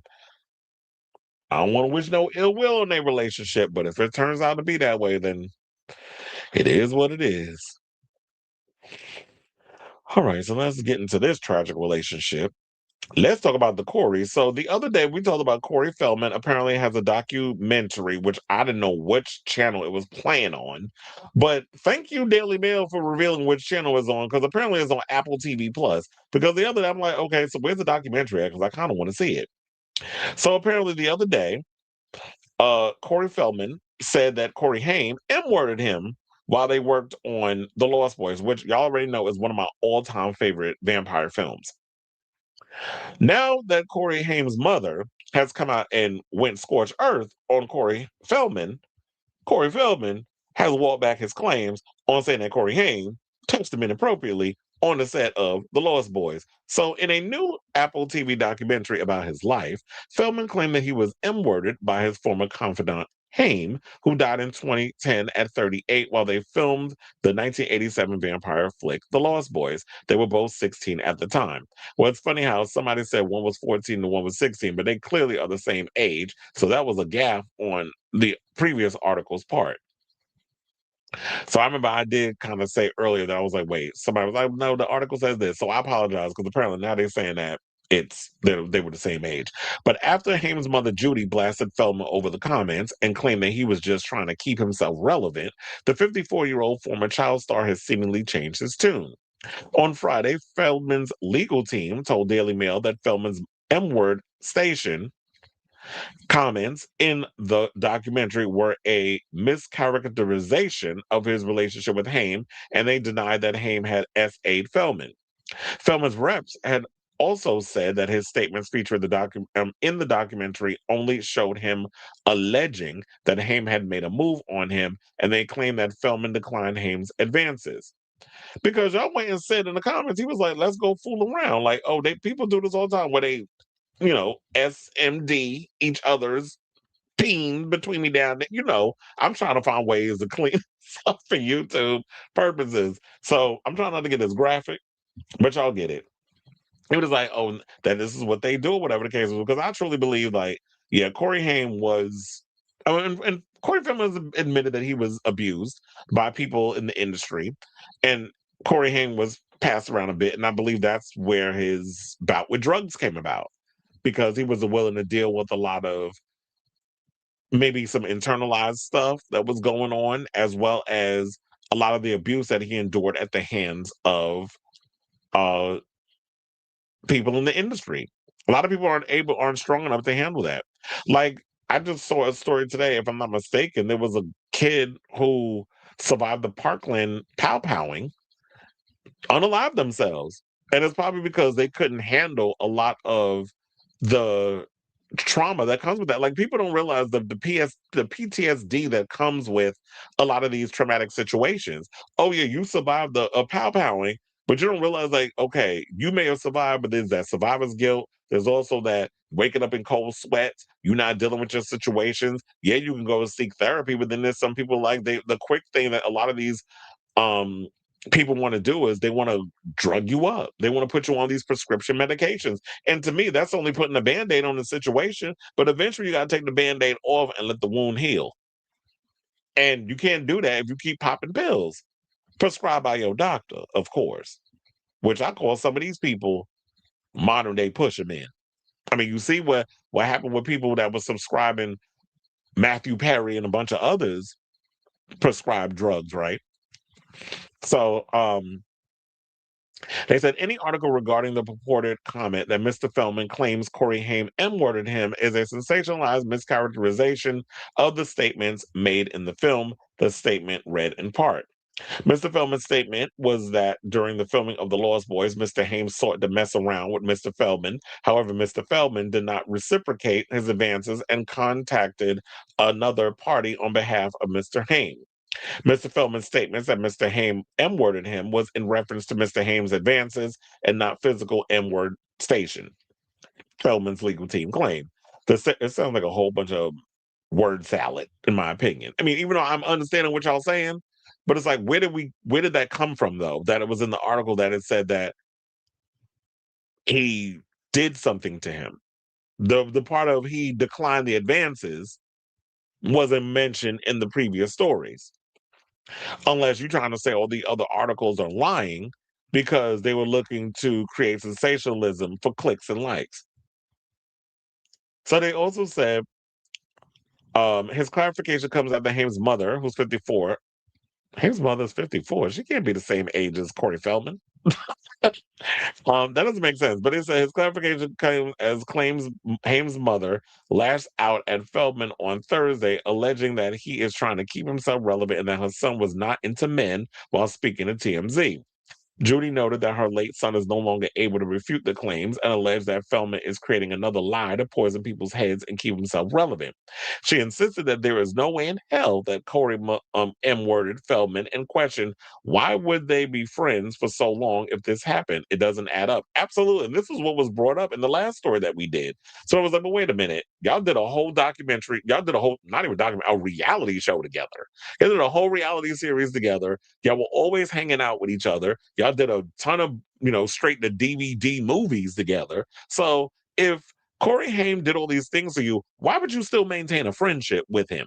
So yeah, something in the milk wasn't clean at the time. But with me, I always try to believe like if you was a victim of something, we should believe you first. But if Corey, you doing these things where you create narratives and fake news or whatever, so that way you can maintain a sense of relevancy, especially towards someone who's dead and is not here to defend themselves, because you already got people side-eyeing you over the fact that you spread that rumor about Charlie Sheen and wording Corey Haim on the set of Lucas, where the story was that he R-worded him in between the trailer by putting Crisco in his booty hole and pretty much went to town. That was the story that came out, which Corey's mother, Haim's, Judy, refuted those claims. So stop speaking on other people's stuff who is not here to defend themselves. If you want to tell your story, if you want to tell what went on in your life and what happened to you, the abuse, your upbringing, being in Hollywood, the it boy of the 80s or whatever the case. If you want to tell that story, tell that story. But don't be out here trying to clout chase over somebody who's dead. To me, it just feels it's morbid, it's tacky, and it lacks couth. So Corey's mother went on to say that he liked women and not men and would tell her, I don't care if someone is gay, but I'm not gay or any of that stuff. Feldman has previously claimed that he and Haim were victims of SA as young actors in Hollywood. Judy went on to say that Feldman always talks about sex and blames my kid for things that he is not here to defend himself about. Furthermore, Judy claimed Corey was always accompanied on set by either her, his father, or his sister, including on The Lost Boys, which is why she believes Feldman's claims don't add up. Judy is reportedly considering taking legal action against the actor. Now, in Corey Feldman versus the World, Feldman alleged Haim as sexually propositioned him while they filmed The Lost Boys. The LA native said he was 16 when he appeared opposite Haim, also then 16 in the film, which was one of their multiple cinema collaborations. And funny enough, when you looked at Corey Haim, he looked much younger because he had like a baby face. Now, Feldman said, when we did The Lost Boys, Corey said to me, hey man, let's mess around. And I said, what do you mean? Nico, what do you mean? Feldman said in the documentary that Haim told him, this is what what guys in the business do, right? You S each other's D's or you F around, you do this stuff. And I said, what are you talking about? Well, child, I think he's pretty much spelled it out for you. He said, if we suck each other dick and we fuck around, I think that's pretty much self-explanatory. Now, in the documentary from director Marcy Hume, Feldman says that Haim then initiated sexual activity while they were making The Lost Boys, in which they played the respective roles of Edgar, Frog, and Sam. Feldman made a reference to actor Charlie Sheen, who has past denied accusations that Feldman made, claiming Haim had said Sheen S.A.'d him when he was 13 on the set of Lucas, which came out in 1985. A rep for Sheen told Variety of the alleged Haim claims, saying these sick, twisted, and outlandish allegations never occurred, period. Now, Feldman said that he was fully understanding of what Haim was looking for from him and decided to oblige him in an effort to make the behavior stop. So you're saying one thing through your reps, but you literally said that he understood what Haim was looking for from him. What was he looking for? And you obliged him in an effort to make the behavior stop. I called him and said, "Come over," Feldman said. "But you know, when you have got somebody that's trying to come onto you sexually and you don't want that and you're a kid and you are scared, you do whatever you can to stop it from happening." Well, encouraging it don't necessarily mean it's going to stop it from happening. It's going to keep happening. And that's what was happening. I was being M-worded by Corey Haim, truth be told. So this is stuff that literally came out your mouth. So you literally like trying to act like you pissing on our leg and telling us it's raining. Like, what? Like, I can't even take this kid seriously no more. And I used to like Corey Feldman, but if you're out here spreading lies, you need to be. If I was the mother, I would take your ass to court. Now, Hume said the interview with Feldman took place in late 2017 amid multiple accusations against powerful figures at the height of the hashtag Me Too movement, marking an incredible emotional moment. The director said that Feldman was almost reliving what it was like to live in his hypersexualized environment as child actors in Hollywood. The Lost Boys was directed by Joel Schumacher, who I believe was a homosexual, and also starred Jason Patrick, Jamie Gertz, Kiefer Sutherland, Diane Weiss, and Alex Winter. The film, blah, blah, blah. Okay, we don't care. We already know when the movie came out. Now, Feldman in 1986 appeared in the late Rob Reiner Stand By Me, playing the role of troubled preteen Teddy Duchamp. Now, an IMDb synopsis of the film, of the new doc, reads Corey Feldman embarks on a surreal rock tour with lingerie clad angels, facing disastrous events that compel him to confront Hollywood abuse, allegations, and personal secrets. This shit sounds like a mess. But then again, being that it's a mess, I might want to watch it. So they said, it's been the longest, hardest road on a film that kept going places I never expected. She added, after filming on buses and in hotel rooms and flying all over the country with my Canon 5D, endless edits and screenings with Adam Scott Franklin and at Starlene BR. And okay, I don't know. I don't want to say all these fucking Instagram posts names because I ain't trying to figure out what the hell they are. Now she showed up with a bunch of damn people. So she said their fierce belief in seeing this through. Today, the Corey Feldman versus the World trailer and pre-order link are available. So it says it's on Apple TV Plus, but now she's talking about is available for pre-order, and the pre-order link and the trailer is out. And is it available for us to watch on Apple TV Plus, or do I got to pay for it? Because if I got to pay for it, I ain't paying for it. I'll just take y'all word for the stuff that came out in the article. But anyway, I think I pretty much said all I need to say about this whole situation as I was going through the article and reading it and all that other stuff. But yeah, if you was out here spreading lies because you want clout or you want people to watch your thing because nobody's going to care about all the other stuff you're doing, like the horrible music that you make, if that's not going to be the hook to get people to watch, you felt the hook to get people to watch is to make accusations that, oh, Corey Haim wanted to fool around and we fooled around and he molested me. And I thought if I kept doing it, it would stop, and it wouldn't. If that's your hook, yeah, you're going to get people to want to watch. But I don't think it just makes you look like trash because now you're backpedaling. So, and it makes it harder for people that actually have been abused come forward because of situations like this. So I say all this to say, what do you guys think of this story? Whatever your thoughts are on the latest regarding Corey Feldman, now backtracking over the fact that he said that Corey Haim M-worded him. Now you trying to backpedal because Corey's mother came out and was like, oh, what you're not going to do is piss all over my child's legacy with these latest allegations. So let me know what you guys think of this story in the comments down below.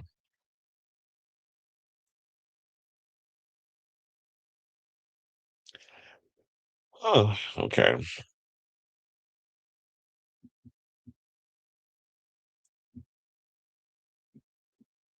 Oh, how you doing? You said Canadians have leaked the banned video from 60 Minutes in defiance of CBS censorship. Ironically, Joel Schumacher directed that. Oh, did they? You said Eddie Murphy, Tom Cruise, Sylvester Stallone, Harrison Ford still thriving 40 plus years later. Okay. You said I'll share the screenshot. I clicked on the link, but YouTube already took it down. But from what I'm seeing, there are screen recordings of it. Oh, well, you probably have a better chance watching it on Blue Sky. I'll find a way to get around to watching those clips. Appliances towards someone in power. Corey Haim was the same age as him. If anything, Feldman would have took them being the same age as a means to not just decline, but go off on him. That's why I said it's like you would think it would be a power dynamic. Now I could understand if it was someone like a Kiefer Sutherland, and I like Kiefer, but I'm saying because Kiefer was older, if he or Jason Patrick, if you would have said one of them was doing the proposition and forced you to do some stuff, it would have been more believable because it is an age power dynamic or a size dynamic.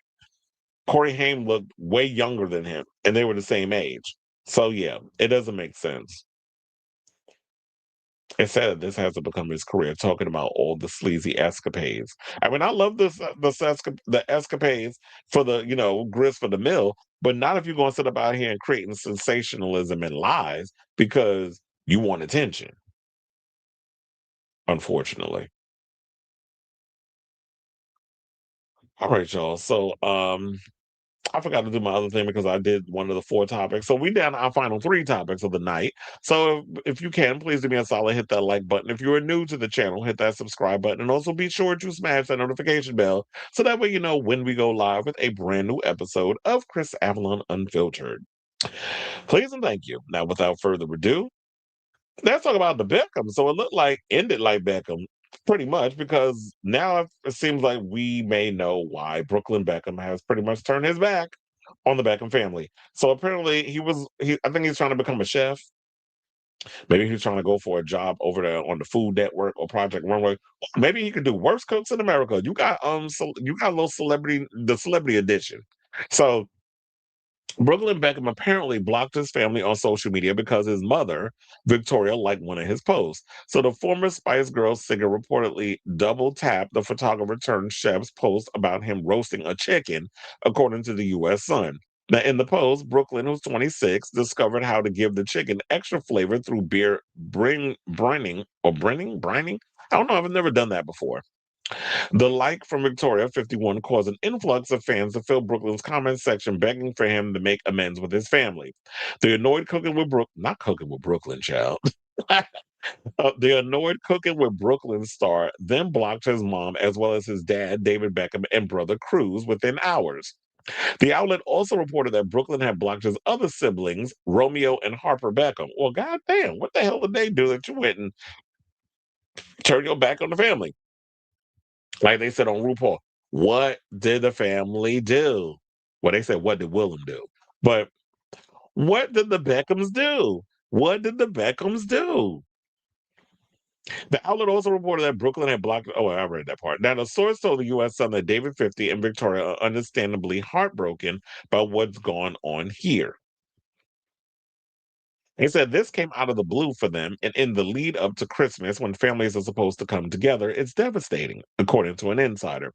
All they want is for things to be fixed, but with every week, they just seem to be getting worse. Unsurprisingly, Cruz and Romeo are furious that Brooklyn would make such a public attack.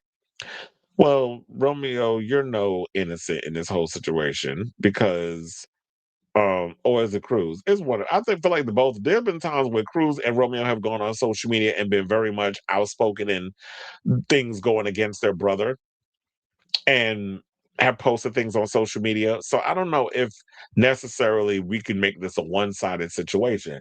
And wasn't it one of them? What was it? Cruz that was out here hunching Brooklyn's ex, allegedly. That may have caused the rift between them, but Brooklyn's married. I wouldn't care if my brother's doing my leftovers. So the source claimed that Brooklyn wants his family issues fixed in private and not played out on social media, although his actions have resulted in quite the opposite. And I was about to say, wait a minute now. If that's what you want, but you talking about that you want things fixed in private, then why would you go and do a whole block of your family members on social media, knowing full on well these nosy ass sleuths that be out here are going to post, are going to notice it and make us think about it. And now here we are with a whole article written on it. Page Sixes reached out to reps for both Brooklyn and Victoria for comment, but did not immediately hear back. Now, over the weekend, Cruz, who's 20, took to Instagram to shut down reports that his parents had unfollowed their eldest child on Instagram. Not true. My mom and dad would never unfollow their son, the Optics singer wrote alongside a screenshot of the article. Oh, so yeah, there was I'll have to show y'all because I didn't even think about doing this, but there was actually a post from the Daily Mail where they actually hold on because now I gotta pull it up for y'all to see. There was a whole thing with them and Nicola Peltz and all that other mess. Here we are. Here we are. There's thing right there, and then there's the post where if you can see it, it says David and Victoria Beckham unfollow estranged son Brooklyn 26 as revealed, blah, blah, blah, blah, blah. He'll spend his Christmas with his wife's billionaire parents amid family feud. And he said, yeah. He said, not true. My mom and dad would never unfollow their son. Let's get the facts straight. They woke up blocked, as did I. So that's basically what he's been saying out here regarding their brother. And there goes the picture of the roasted chicken. It's been 16, look at me. Okay, so and look at the happier times when Brooklyn was with his dad. I just really want them to work it out. I hate when family fight.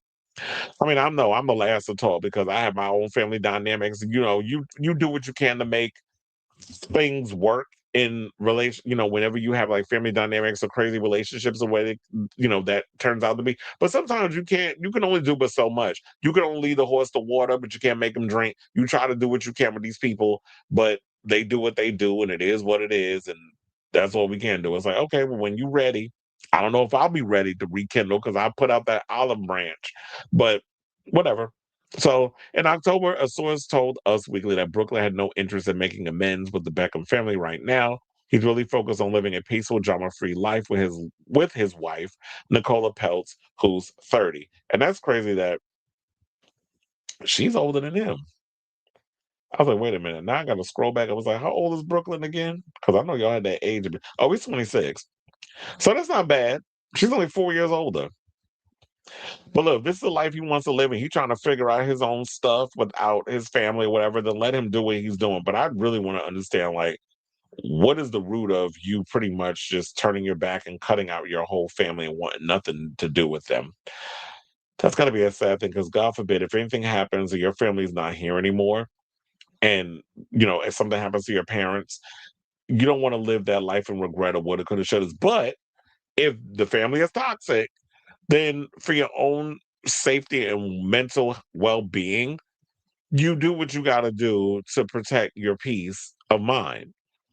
I mean, those of us in the homosexual community, we've learned to do that. So I totally get it. Like if it's a situation like that, I'm not saying that he's gay, but if it's a situation where it's just like, yeah, when you try to just cut ties with family that are just toxic, sometimes it's best to just cut ties with all of them because it's like, I don't want to subject myself to the foolishness. So I say all this to say, what do you guys think of this story? I mean, it's sad when, you know, families are going through what they're going through and there's no sight of there's no reconciliation set in sight. And but hopefully they work it out. But I guess, whatever. Time heals all wounds. I'll definitely keep abreast of this story. Maybe there is something I'm missing. I gotta do a little deep dive to figure out why the girls is fighting. The Beckhams is fighting. So let me know what you guys think of this story in the comments down below.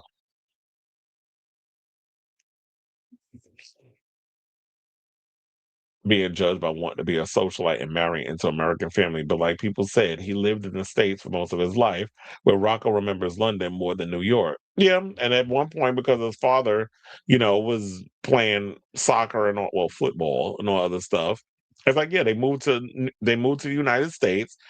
He kind of has like that whole socialite mentality. And look, if he's found a way to where I was like, I don't feel like working. I'm gonna do the chef thing. I like cooking, and he can make money going on TikTok and posting videos and being an influencer in some sort of way. If that's his thing that he wants to do, let him do that. Don't clown him because it's like, oh well, you just want to be an influencer. You want to be a socialite. You need to get up off your ass and get a job. Well, if that's not what you instilled in him, that's your fault as a damn parent that you create a lazy ass child. And if this is what he's figured out that he wants to do, let him do it. He's grown and married, and his wife don't have no problems with it. But then again, I do wonder should they get a divorce? How much is he gonna get out of it?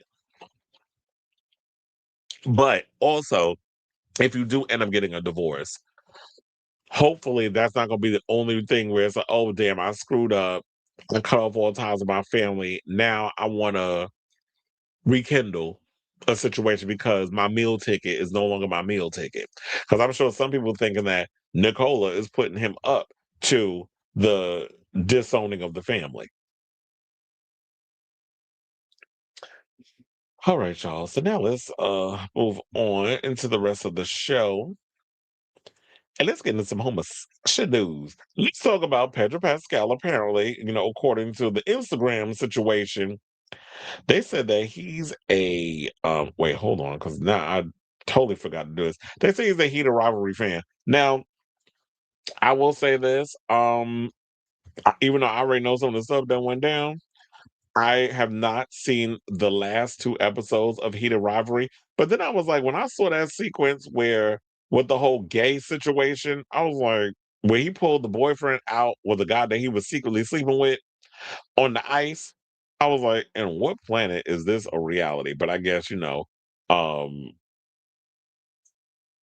that's all I had to hold on because I had to bring up this picture, create a whole new thing so that way I can bring it up so y'all see it. But anyway, so I was like, this would not happen in real life. But then again, it is a TV show, so we gotta suspend disbelief and think about how that's gonna happen. But I do wonder because of what he did, what will happen between, the other two that's on the show and the repercussions behind an athlete coming out of the closet in this whole situation. I'm like, where the hell is this photo?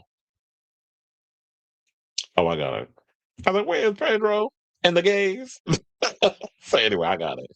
So the episodes have aired. I think there's only one more episode to go before the finale. So apparently they're saying that Pedro Pascal has been standing heated rivalry just like the rest of us homosexuals. And the fandoms for both the actor and the Crave HBO Max series are now clocking his sweet and hilarious reactions to social media posts about the gay hockey show that's taken over the world. Now, over the weekend, fan accounts like @_Pascal Archive, @Blueberry Skip, @Buzzing Pop, @Wonder X Boy, and @Pedro P Nation started surfacing likes, comments, and reactions from the Fantastic Four and The Last of Us actor that directly referenced the Heated Rivalry show. Now, I do have that photo as well. That was the one I was basically like putting in real quick. So yeah, this is the post or whatever they were saying that he was liking. So Pascal like a heated rivalry post from Instagram users like Kiara_Lewis1 and Daisy Moon.28. And then he went on to say, when you're tipsy but still remember you must spread the gospel of heated rivalry. And then Daisy Moon said what it feels like when your country is burning to the ground, but Canada gives you a gay hockey show at least. And then they say, even more notably, Pascal commented on an Instagram video of people at a sports bar losing their minds while watching Heated Rivalry episode 5.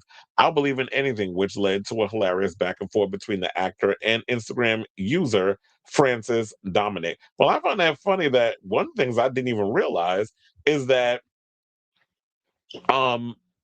they're showing heated rivalry in sports bars.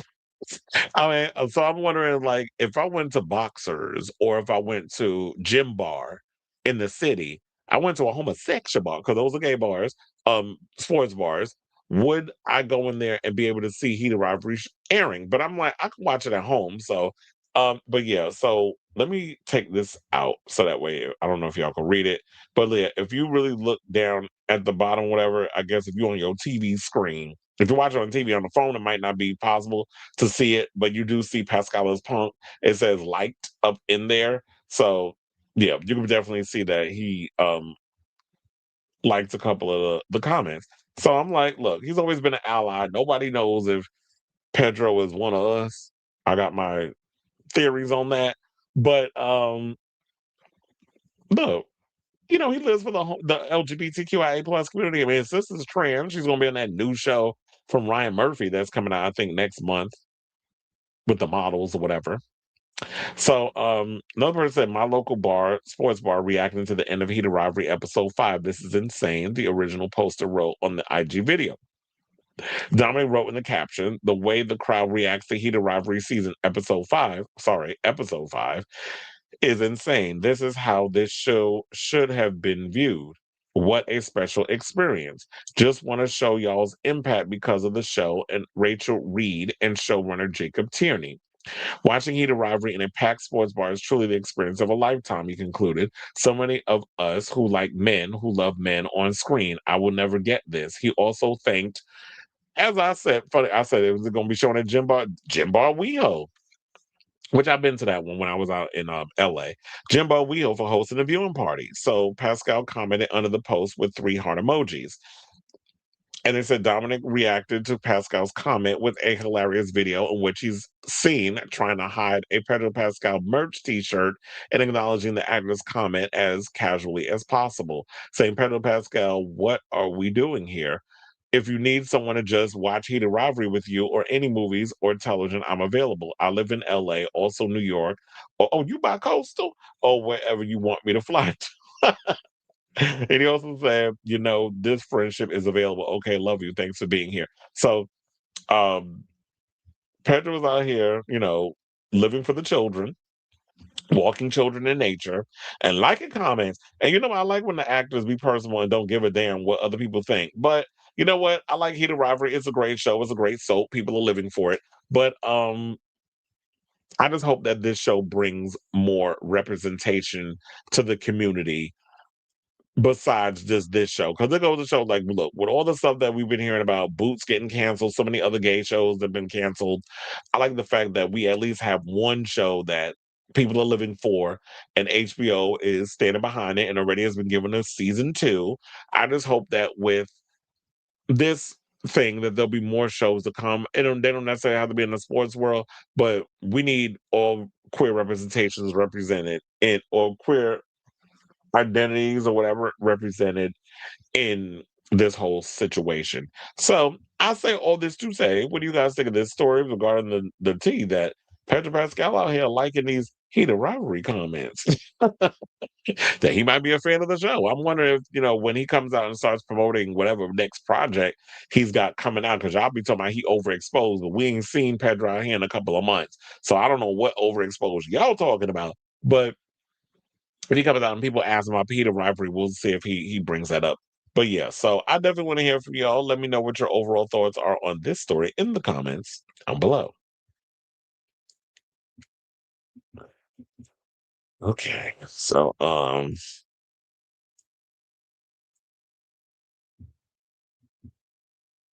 yeah, I read that one. It was I love how Pedro is completely dismantling the concept of being in the closet. He basically like, think what you want to think. I'm doing me. Exactly. And it's like, do we think that Pedro might be one of the rules? I hope so. I want to sleep with him. But like, yeah, look, I would love the fact that Pedro Pascal is a part of the community. I believe he might be.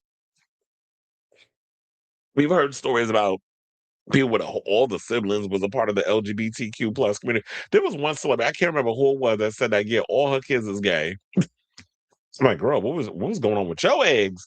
That, all the children was queer. Oh, I think what it was, oh my God, what's her name? Chloe Grace Moretz. I think all of the siblings is gay. She's a lesbian, married to a woman. Her brother's gay. So, yeah, it's like a whole. And I think she has another sister who's a lesbian or something or another. And then, of course, Pedro Pascal is a trans sister, and we don't know about him because we don't talk about it. But of course, I'm sure a lot of the rumors are there. A man in his 50s and single. Need we say more? I mean, I know that's a stereotype, but we have never seen Pedro out here with a significant other. And plus, there was always those rumors about him and Omar Apollo and a bunch of stuff. So, and he's always windmilling hard for the LGBTs. And it's like, look, you'd be surprised how many people in the community are of the community that are professional actors, A-list. And if he don't want to talk about his situation, he doesn't have to. All right, y'all. So now let's get into our final topic, and let's talk about Noah's Ark. So shout out to Gay Magazine because y'all been out here giving me my life, talking a lot about the Noah's Ark and stuff. We just did something the other day where they was talking to oh my God, I forgot his name, the actor that played Chance, and some of the stuff that he was talking about regarding the show. That yeah, like after Noah's Ark, it was 7 years before he was able to get any kind of work, and he had to resort to working behind the scenes as a director and a writer and that sort of thing in order to get work. And so Christian Vincent, who we all know as Ricky, the slut of the group, and he's also a choreographer. So he was on the groundbreaking series y'all know, Noah's Ark, in the movies, including Jump with the Broom. He revealed basically how some of the fans sexualized him in real life because of his character Ricky. So yeah, he did an interview, as I said, with Gay Magazine, and it's funny how like people just pretty much treated him, the way that they treated him. And it's sad that people can't differentiate from a TV show in real life. And it's like, I'm playing a character. I'm not a hoe in real life. I mean, I might be a hoe with whoever I'm in a relationship with, but for y'all to sit up in here and treat me like treat me like a prostitute, then it's like, no. But hold on, we got the clip. I'm gonna go to the clip because we're gonna play the Gay Magazine clips. We're gonna promote them over there because they be doing good jobs and stuff like that. And then we'll come back and talk. Please hold in case y'all need to refresh. Dwayne, I have a strict policy of no sexual relations with employees. Well, then I quit. You can't quit. Why not? Because you're fired. Because you're fired. I know you really wanna hit the...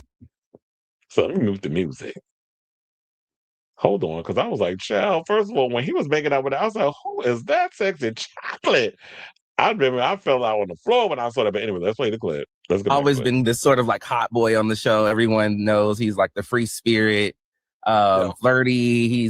He's had his moments in time where we're like, all right, Ricky, you better do your thing. But also, I feel like there is often this misconception in the gay community about promiscuity being like so prevalent. And I'm wondering, was there ever a moment in time, first of all, where people coming up to you thinking like you actually behave like Ricky? Do you need help with those? Dwayne. Hold on, before we get to that next clip, can I tell you, Christian looked good here? Because I remember that last Noah's Ark movie we saw. I was like, what's going on with you? You was looking a little bloated and a little sweaty, but you look good here. But let's get to the other piece. That some people were very, yes, did people think I was my character? Yes. Yeah. Approach me or not approach me as such? Definitely. Oh my God, tell me more. What happened? I mean, people will approach you how you could be really like in your face and, you're like Ricky and going to react like Ricky. Or I also noticed that because Ricky has just like a veneer that might be not so readily inviting. So that was also another thing. I'd see people like, hey, this, and then you could feel that distant. It was like with Ricky or what they felt. So I got both. The people who were like unabashedly didn't care would come right up to me and then I will say that some people were very, yes, did people think I was my character? Yes. And there would be individuals who thought I was him and treated me either sometimes, positively or negatively because of it. So that's crazy. So I guess I did my job. Let's put it that way. I was going to say that. I'm like, you did the job well. All right. Yeah. I love that. I also just really appreciate the fact that you said it's an honest character. I think personally, if we're just going to take it to the simplification of Ricky being this quote unquote hoe, you could be a hoe if you're straight, if you're gay, whatever. You know what I'm saying? It's a pure and human experience. And so just to see him really embody that and just stand in his truth has always been really cool to me. Because I don't know, we just need more people just being real. And I often was like really drawn to the character for that particular energy, I would say. And there would be individuals. That is true. And that was one of the reasons why I drew to him. So some of the people in the comments, I think there might be more to it, but some of the people in the comments said, LOL, he's good looking, but Trey has always been my type. Then we had Do Dirty. Hey, DJ. He said he does look amazing. He's got to go. Yeah, he do look good here. But I remember that last Noah's Ark movie that they did I was like, that cannot be Christian. Looking like that. What happened to Ricky? But he looked good here. I'm gonna go to y'all film that. But anyway, then another said one person said he's definitely the Linda. I guess y'all compared to the girlfriends, but I guess that would be what black people would do. If it was white folks, they would, or people that outside of the white fandom, they would say Samantha from Sex and the City, because those were always the comparisons. Sex and the City was the litmus test of the comparisons when it came to a lot of the shows.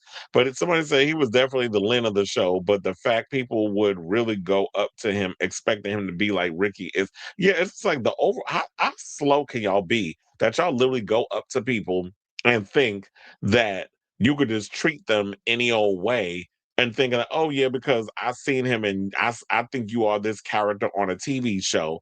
I'm gonna just get up in your face and proposition you in a way, and thinking that you're gonna get a character that you seen on a TV show. It's like, y'all do know I'm acting, right? It's like, what's wrong with y'all? Another person say he looks amazing, and the thing, it's been 20 years of the show that introduced me to finding myself. Ooh, the gay version of Girlfriends. I tell you, everybody's gonna compare it to that, but it was like, yeah, it was. Sex and the City was kind of like the show that broke the mold, and of course, everybody had their version of Sex and the City, because we all know Samantha was a gay man trapped in a woman's body. And then another person said Ricky cool, but but it always gave Chance, Noah, or Wade, or Baby Gat. Another person said he looks so good. I know Mr. Chocolate.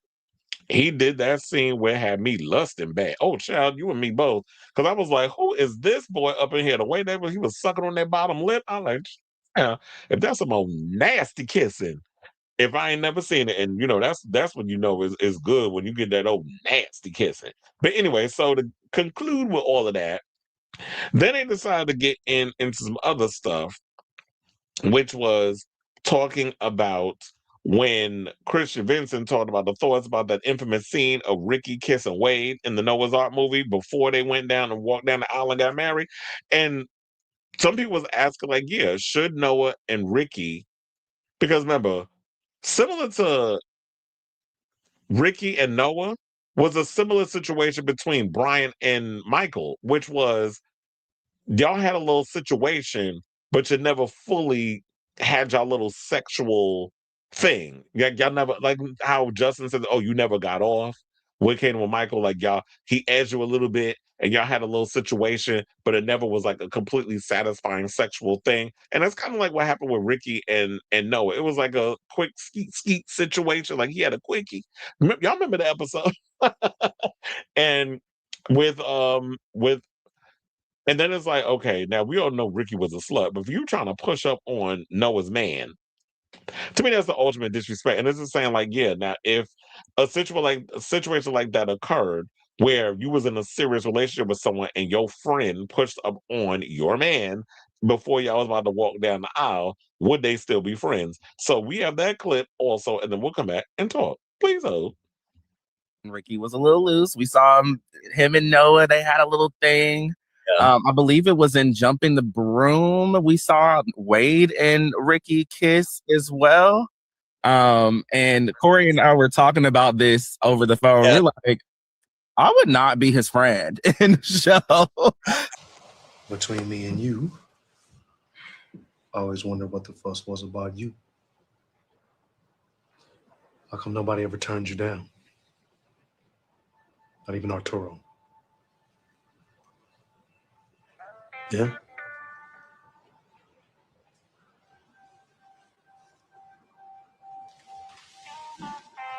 Yeah.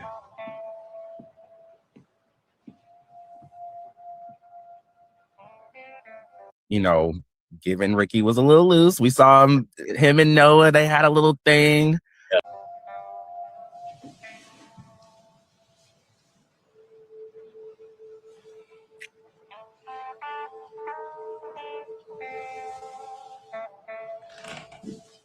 Shit. No. Noah. So, what's your personal take on guy code and just that overall friendship? It's off limits or not off limits aspect as it really. That would be off limits. Yeah, I would. But because I think about I think about that, and I remember Ricky saying like he wanted to find out, like he was in love with Noah, and he wanted to figure out what was it about him that Noah like was into it, and that was Ricky's kind of screwed up, maybe fucked up way of figuring it out. And yeah.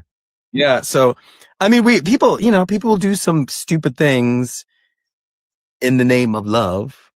And there's also like conflicted emotions. I think when people can love somebody, but there's like animosity. And I think Ricky was used to getting everything that he wanted. It's like, oh, can I get this? Yeah.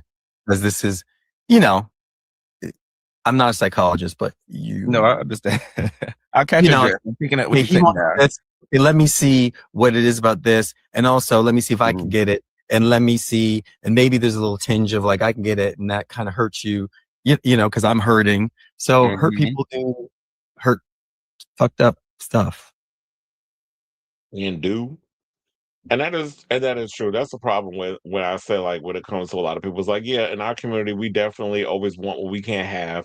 And like you was saying before, that hurt people, and we always tend to do things that, is unconscionable. And I just love the fact that, you know what, Noah and Wade got married in the end. And I was mad at Patrick Ian Polk for writing that damn scene. But sometimes I guess things have to work out the way they do, and it is what it is. But you know what? I think maybe I was mad at that scene because gays do be messy when it comes to situations like that. Like that has happened. Trust, I know. So one person said, to be honest, Ricky was dead to me after that scene. Another person said, this is our heated rivalry and it was better. But this is why I would say, but look, I like heated rivalry, but we definitely need Black queer representation. I just saw what's his name? Jacquel Dante did a video where it was like the lack of Black queer representation on TV. Like we barely getting, the regular representation.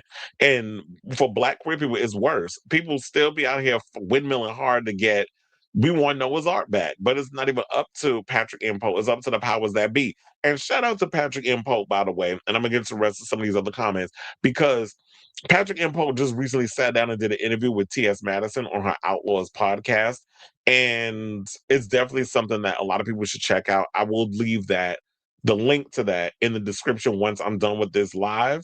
I'll put the episode and stuff down there if y'all want to go directly to the live and click on it instead of having to search for it online. I'll put it in the description. But another person, I always wanted to see more of that. It wasn't just Ricky. Wade went along with the kiss. Absolutely. Another person, baby, we was gagged. Another person said, my 15-year-old son was pissed watching Ricky do that. Another person said, I was obsessed with Ricky before the kiss, so I was heartbroken he would do that to Noah. And another person said, man, Ricky was so easy. I don't know how I feel about him. Somebody said, he looks good 21 years later. Oh my, okay. Because, he taking care of himself. His mamas look good. But yeah, I don't know how I feel in that situation. I think that would be unforgivable. I don't know how I feel if I had a friend that pulled that type of stunt. But like I said, the gays be messy. The Butch Queens, particularly, and the Film Queens. So definitely check out. Oh, and I also put the link to this full episode down in the thing in case we want to see both. So I'll put the Patrick M. Pope Outlaws one, and I'll put the Gay Magazine. So shout out to Gay Magazine for doing the Lord's work and doing these articles and stuff on, a lot of Black queer entertainment, because we definitely need a lot more of it in these neck of the woods, especially with this current administration. So I say all this to say, what do you guys think of this story? I mean, how would you feel if you was in a situation where you was about to jump the broom with your man and your so-called friend, pull this stunt? Let me know what your thoughts are on this story in the comments down below.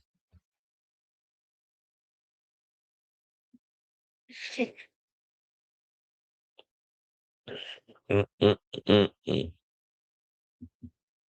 want to watch Noah's Ark, but I already know I'm going to go through some post-Gilmore depression. Once I finish the show in the coming days, there's also a long list to that. I have the box set. I own the DVDs to Noah's Ark, so I can pop it on anytime. But also, if you have Paramount Plus, it's on there. The show, the both seasons on there, and the movies. including the recent one, which I didn't particularly like, but it's on there. I remember he was in Madonna's "Don't Tell Me" video. hmm So he's danced a lot with a lot of people. If I'm not mistaken, didn't he? Yeah. Oh yeah, that was like, didn't you also? Yeah, he was in the Drown World tour. Because I always thought of Ricky as the Blanche Devereaux of the group. Samantha was big. Well, yeah. I don't know. It's funny, like if you really want to take it far back, it'd be the Golden Girls, not necessarily Sex in the City. I thought of Brian Kenny from Queer as Folk when I watched it. That's why I said it was like they all had that character of like there was one was the uptight one, there was one that was more or less the slut, then there was the one that was the Carrie Bradshaw type or whatever if you want to call it. Then you had the airhead. So yeah, that whole situation, like I said, similar to Noah and Ricky, it was the same situation of Brian and I don't know why I want to say Justin, Brian and Michael. Even though Ricky is loose, let loose, I said let her loose. It still felt out of character for him to do that. I didn't even like the choice they made in that scene. Look, that was Patrick Ian Polk. Because I was like, why did you write that scene? It did feel kind of out of place. Because there have been many a times in the past during the show where Ricky was flirting with Wade, and Wade's undying loyalty was to Noah and always committed to him. Noah was the one that cheated, remember, in the first season. So, and then caused that whole breakup and that whole situation that happened in season 2.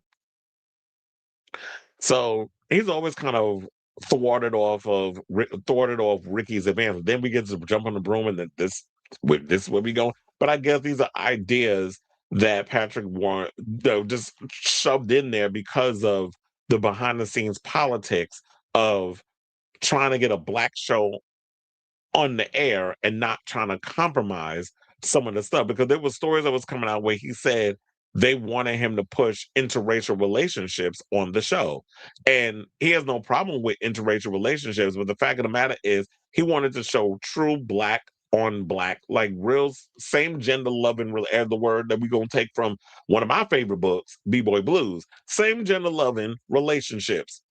I remember when I read that book from James Earl Hardy, that book changed my damn life. That made me feel like, oh my God, somebody who grew up in New York City could have a kind of a love like this. And getting that in the 90s, and truly, I'll tell you, the 90s was the best time to be alive. It's sad that it's like I feel like we're going backwards with stuff, but there was so many great things that came out in like the 90s, from the music to TV shows to books. It was just so much amazing things. It felt like we were just really progressing. And then now we got people who are feeling away, and now I feel like we're going backwards. They're afraid because these streamers know white people won't watch shows for them. So what if it has 100 hours or a million hours? Black TV always have the small but loyal cult following. Or a lot of times they use black people to build their networks. And when it's been put on the map, then there's no use for them. They did it with Fox News.